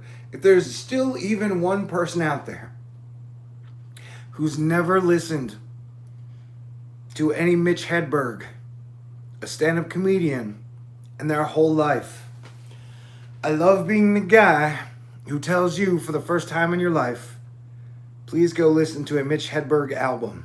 He's only got like 2, but I think they should make you laugh. He's my favorite comedian of all time. So shout out to Mitch. And if anyone out of the 56 people who are here, if you've never, MITCHHEDBERG, Mitch Hedberg, if you've never listened to him, I recommend you go listen to him. He is really funny. Forgot what made me think of that. Dang it, Chucks. Should have reversed that order. Because I was about to tell a joke that he said that it would have been relevant, but then I got off track. Dang you, beer. And now, for this portion of the show, I'm going to pretend like I'm Speed Racer driving my car. Ooh, here comes drunk Thor. He's a demon on wheels. He's gonna get you. Hey, I'm drunk fat Thor. Speed racing around after 6 beers. Woo! Look at me. Woo! I'm still safe. All right. This has been a play. This has been like a Shakespearean thing. I wasn't really driving a magic Tron car, you know? Ooh. No. I was not driving a magic Tron car. Here comes Speed Thor. He's a demon on wheels. And then people are going to be like, see, I told you, Thor was on the devil's team. He was talking about he's being a demon and he's on wheels. And everybody knows the wheel is the mark of the beast. Because they didn't have wheels back then. Maybe they did. They're trying to be funny. Not every joke works. And there's a whole cult of like LED light people where they're like, dude, you don't understand the power of LED lights.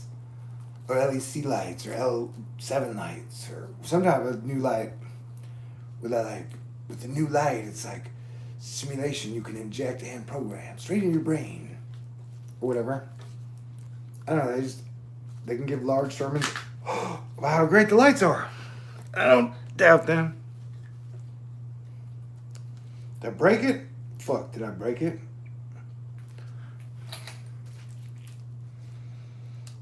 I don't want to cry on camera.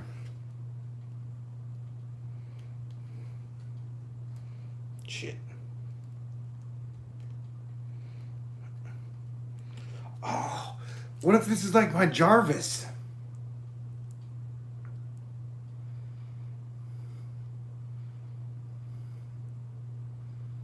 And some of my favorite parts of Iron Man 2 were just when he was around the house or just being Iron Man, you know?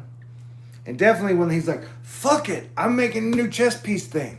And I have a shirt somewhere that's like my favorite t-shirt that has the Iron Man 2 down triangle chest piece that he makes. And that is like my favorite super lucky shirt. But it's somewhere, hopefully in this apartment. I've not seen it in like 5 months. But it's like if I need a good luck shirt, like that night, I think I was wearing that shirt, I don't know, a year ago at the club, surrounded by all those people. I think that was the shirt. I would guess that was the shirt I was wearing. Haven't seen it in a while. Love that shirt. Anyway, yeah, so when Tony Stark was being Tony Stark. Oh, and I definitely have to think that, like, the whole Scarlett Johansson as the Black Widow, because I grew up on Daredevil, man. I read so many Daredevil comic books, you wouldn't believe it. I love that fucking lawyer, crime fighter, Batman type guy. Daredevil, Matthew Murdock. His friend was Foggy. But Daredevil had this thing, man. He would take too many painkillers, and he would make out with, like, the most beautiful women in the world. Or technically all the women Spider-Man made out with too, pretty much. Except for Typhoid Mary. Spider-Man was that, and never that. Whatever. What's the song about? Oh, yeah. Iron Man and Daredevil, somehow. Oh, yeah, so the Black Widow was in it. Whoa. And so I had this super mad crush. Like, if you were going to have a super mad crush on a woman, when I was growing up reading Daredevil at age 13 through, like, I don't know, 18, 20, I had a giant crush. Like, Black Widow was one of the most beautiful, sexy, and dangerous women in the entire Marvel universe. And so the Iron Man 2 depiction of the Black Widow with Scarlett Johansson was pretty as on awesome. Like, wow, that Black Widow was pretty good. So I think one of the reasons of many that I watched Iron Man 2 as my first choice out of the whole Disney choice thingy was because the Black Widow was done well.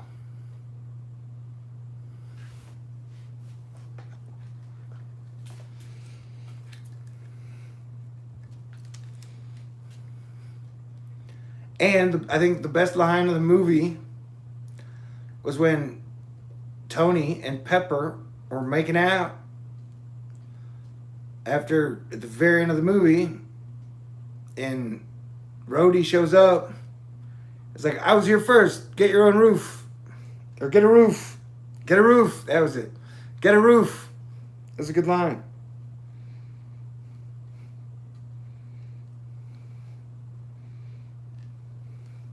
Oh yeah, the fact that, like, Rhodey's Air Force, like, in the movie, just like S.H.I.E.L.D. has their people, the Air Force, like in Iron Man, Air Force it's Rhodey. And Rhodey's caught between, like, Iron Man and the Air Force. Plus the Pentagon, plus the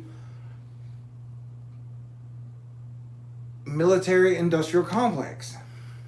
Military-industrial complex. Military-industrial complex.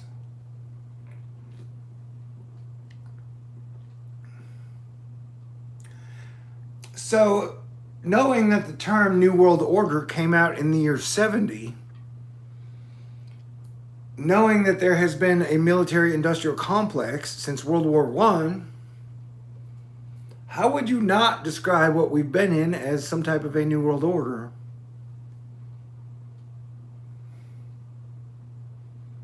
Granted,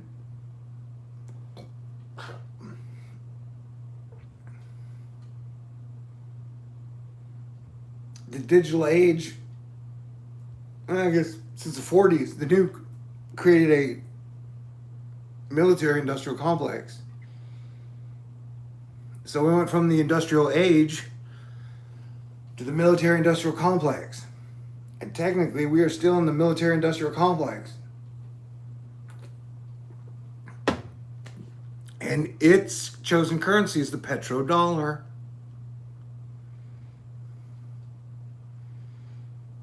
Oh, my very favorite part of Iron Man 2, though, was when he goes,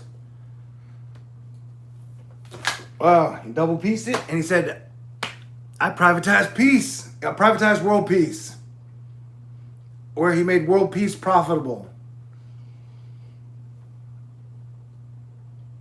And granted, I'm sure the execution was flawed, but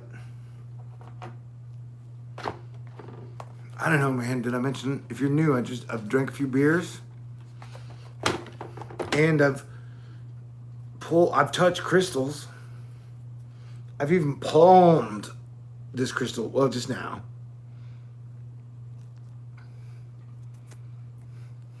And then I sprayed coconut water on my face. And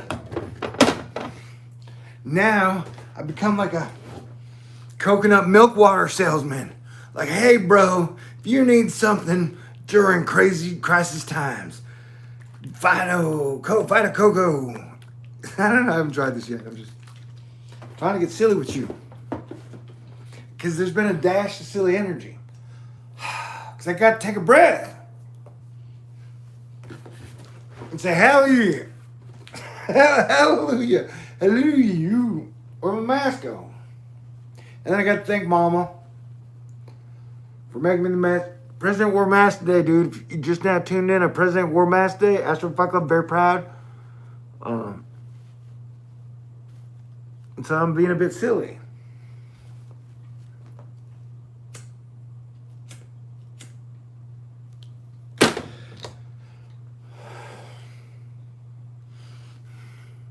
But I do think it was weird that they named their press people the Death Star. And we talked a lot about Star Wars during this show. Also, Alexis, I know people talk shit if you have a pinky ring, but a couple years ago, a really great craftsman sent me a Nikola Tesla ring. And Nikola Tesla's birthday was on the 10th of July.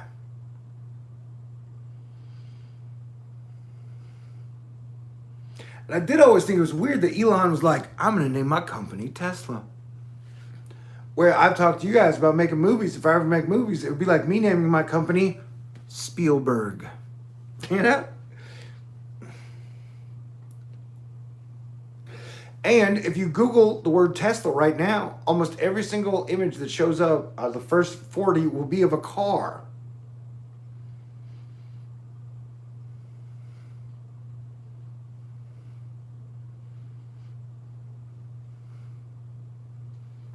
And how is Nikola Tesla not Valiant Thor family type shit, where he's like, hey, I mastered electricity and I can give it to everybody. And they're like, fuck you, buddy. We're taking all your shit. Welcome to Barnum and Bailey, the fucking plague of World War I, and Thomas Edison.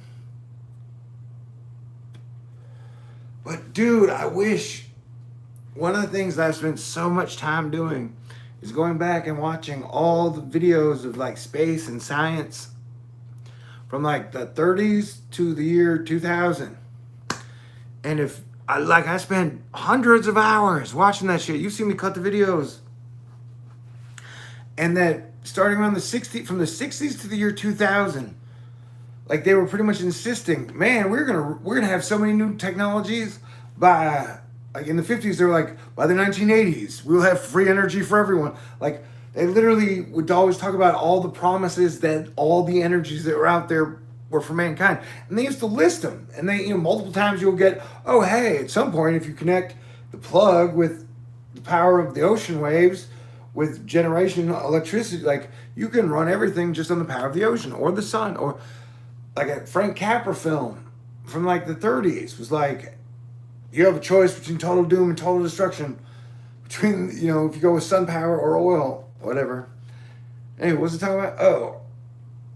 And then somehow, like the year 2000, they just stopped reminding people that there are probably much better energies and technologies out there.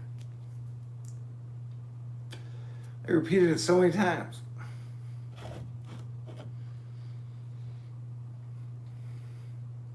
We're still stuck with the petrodollar. So the whole New World Order thing, like, we've been in New World Order. Now the New World Order is in chaos.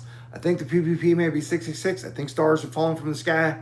We may or may not have major earthquakes after, depend if you're going from the year 70 till now. But that, I'm not giving up hope, man.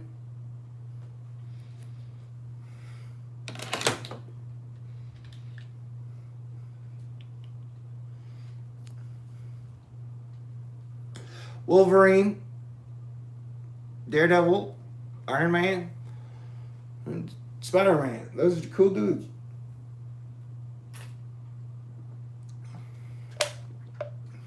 And cheers. And if you've ever been on top of a mountain in Colorado and seen lightning and heard thunder, plus the rain,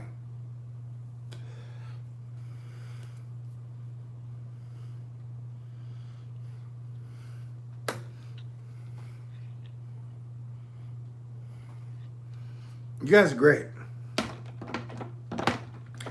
And I am probably a dash sauced.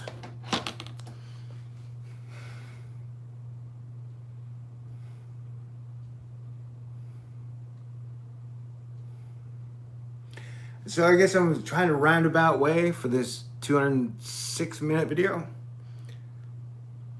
that I laid out a lot of cool shit. 2013, 2015, directions we could go.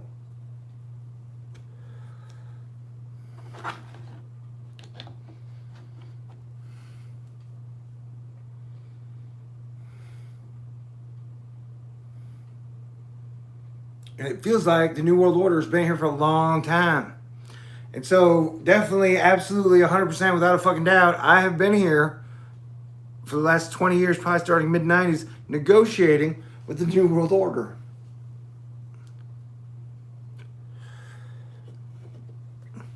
That is a strange take on it. Not many people say, maybe I'm wrong, maybe it's 5 or 6 beers, but I'm trying to tell you that there has been some type of New World War and oil order for since 1888.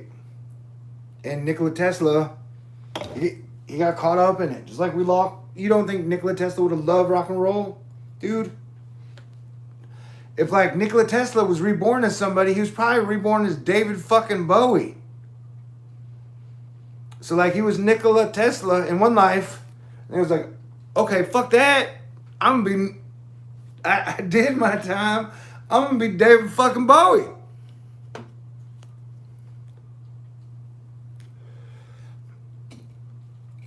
But after 1888, Nikola Tesla, we ended up in World War I, then World War II, and then now this like endless war of 1999 beyond, 20 years later.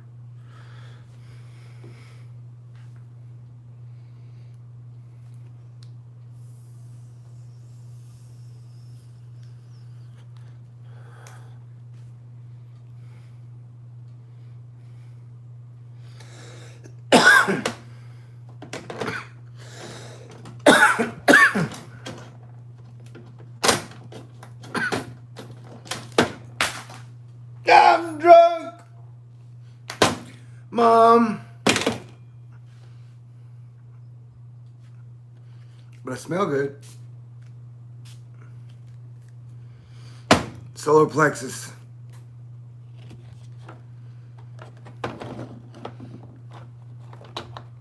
Boobses and solar plexuses.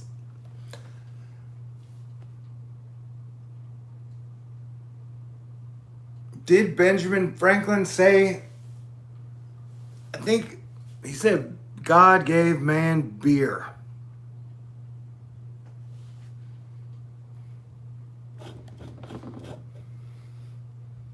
So I'm having beers, dreaming about Colorado, being happy our president wore a mask, chilling out with you. And some crazy people in the comments have said, I wish you would stay talking with us longer.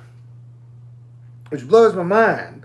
I've been talking to y'all so much lately, I feel like I'm running out of cool shit to say. I guess it's not how it works out, but I definitely feel like I'm repeating a lot of shit often. But yeah, like wear a fucking mask, you know? Be smart, play defense. Chrysalis. 2020 is cocooning. Trying to figure out what we want to evolve as in 2023. 2022.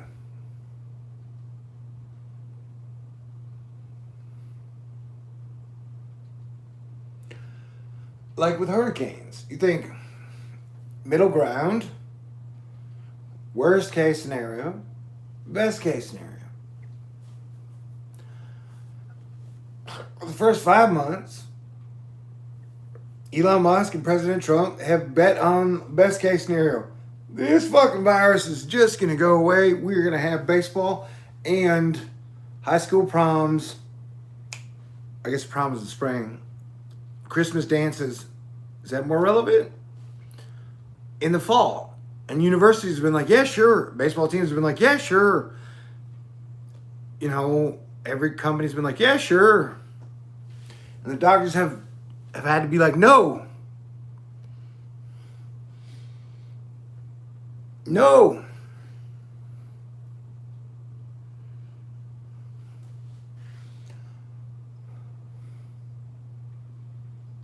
And so now it would be a great time for everybody to be honest about what we're going to deal with the next year, year and a half. But definitely to be short-sighted on like from the middle of July to the end of the year. From the middle of July to like end of like that is where we're looking at right now, here, you and I together.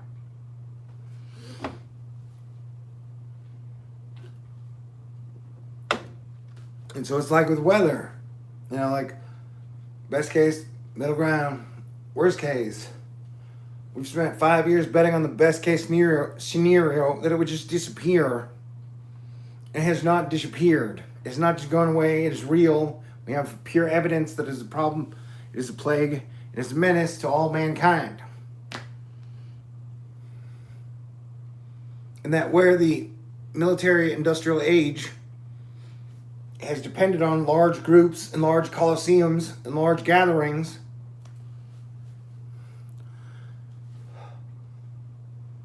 for the next year and a half, the world is going to have to work with a global vision while maintaining a tribal local mind.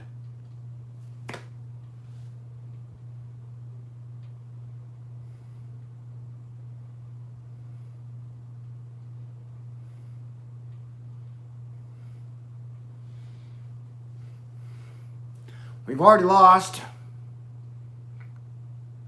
Kenny Rogers and Charlie Daniels. We've only been dealing with this half a year. If we've got to deal with this for 2 to 3 more years, the amount of, with a very cavalier attitude, the amount of people that we will lose over a 2 or 3 year period will be staggering. Staggering.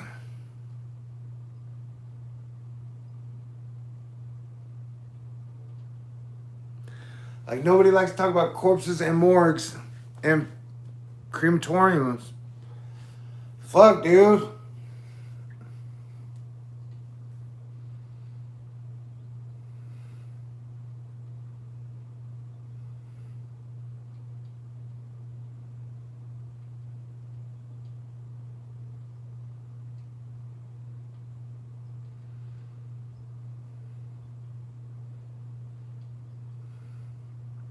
So everybody's got to put down their weapons and put down their delusional dream plans and work together.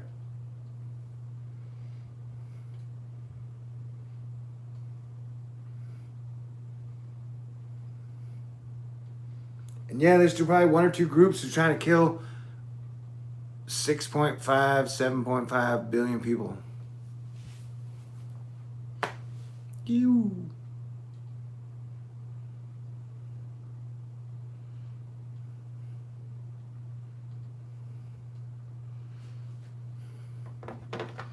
Yay? Why did everybody get so quiet? Did I say something wrong?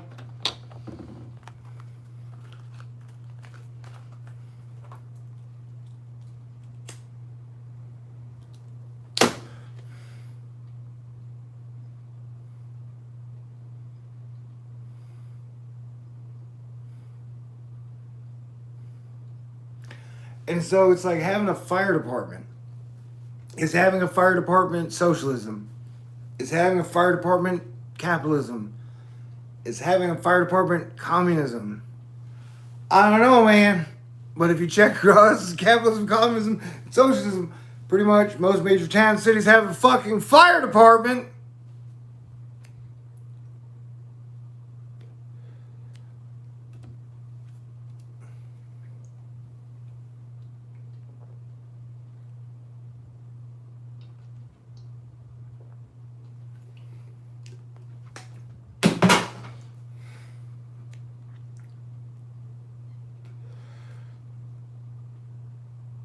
And that there is a special class of West Coast American firefighters where, like, not only will they go fight house fires or building fires, but they will fight when, like, they got mountains or hills on fire.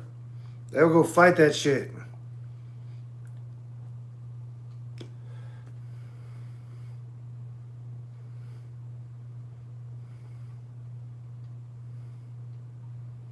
And I always feel like as me, I feel like, I don't know, I've got control of things decently, but if you put me out 100 miles in the ocean, I feel my life is at the whims of the ocean. Or if you put me close to a giant fire, I'm like, well, I don't want to get too close to this giant fire. Fire and water, man, I respect those two elements for sure. How come lava's not an element? That was probably a dumb question.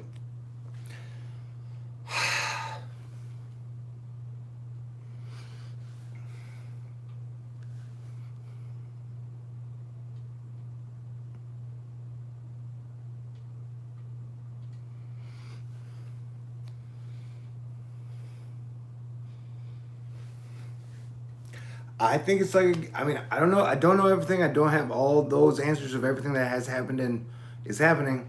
But I think in many ways, it's like the game of risk. But not with the countries. You got lots of groups. And so Elon even tweeted the other day, if you can't beat them, join them.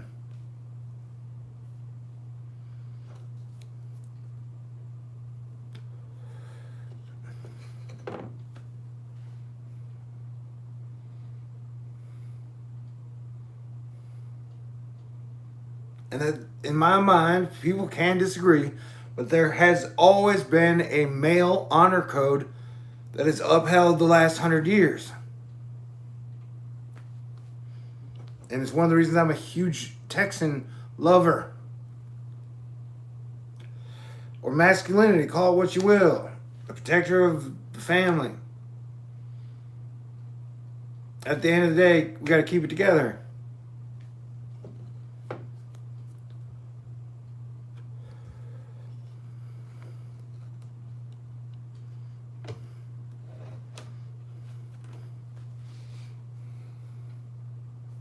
So somehow the same masculine honor code, man honor code, has to figure out a good plan for the next 10 years, 100 years. And there's some crazy shit going down. There's some men out there with some crazy ideas. And there are definitely some entrenchments of power that have been here for hundreds or possibly thousands of years. So I don't know. He believes the TV, not us. I don't know who you're talking about. I haven't watched the television in forever. Like, since I've started Thor News, I think I've spent like less than 0.01% of time watching TV, man.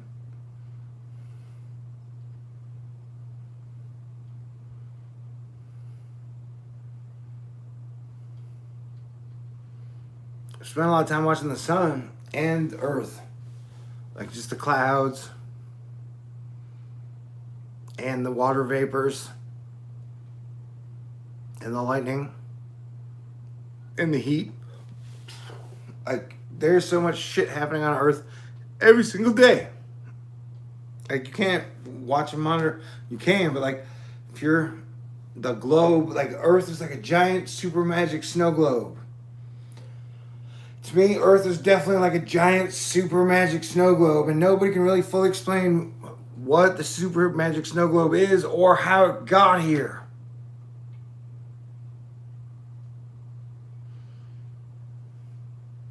So I'm at an old enough point in my own way. It's like I'm on the porch watching the super magic snow globe. Although with my computer, my porch is on the couch, but I'm still getting to watch the weather. There's like an old man on the porch going, whoa, what is happening? Trying to figure it out like a magic puzzle. Volcanoes. And the Earth's core is a star. Plus, there are processes happening all around us.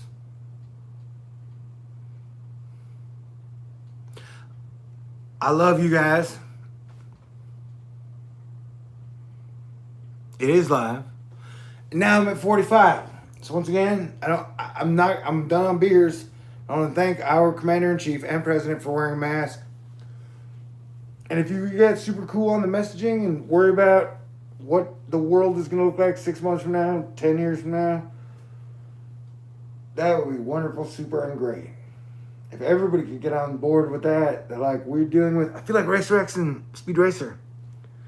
They're like, yeah, we are going to do this together. Nobody really wanted a plague, but that's what we got. It's like, hey, 2020 at the Pluto-Saturn conjunction, I was like, I don't know what's going to show up, but we're going to deal with it. And so plague showed up. And now we got to deal with it. We need a plan. I mean, for everybody. Because you can't just... It's like playing whack-a-mole. Australia, New Zealand, Japan, China, Russia, everybody.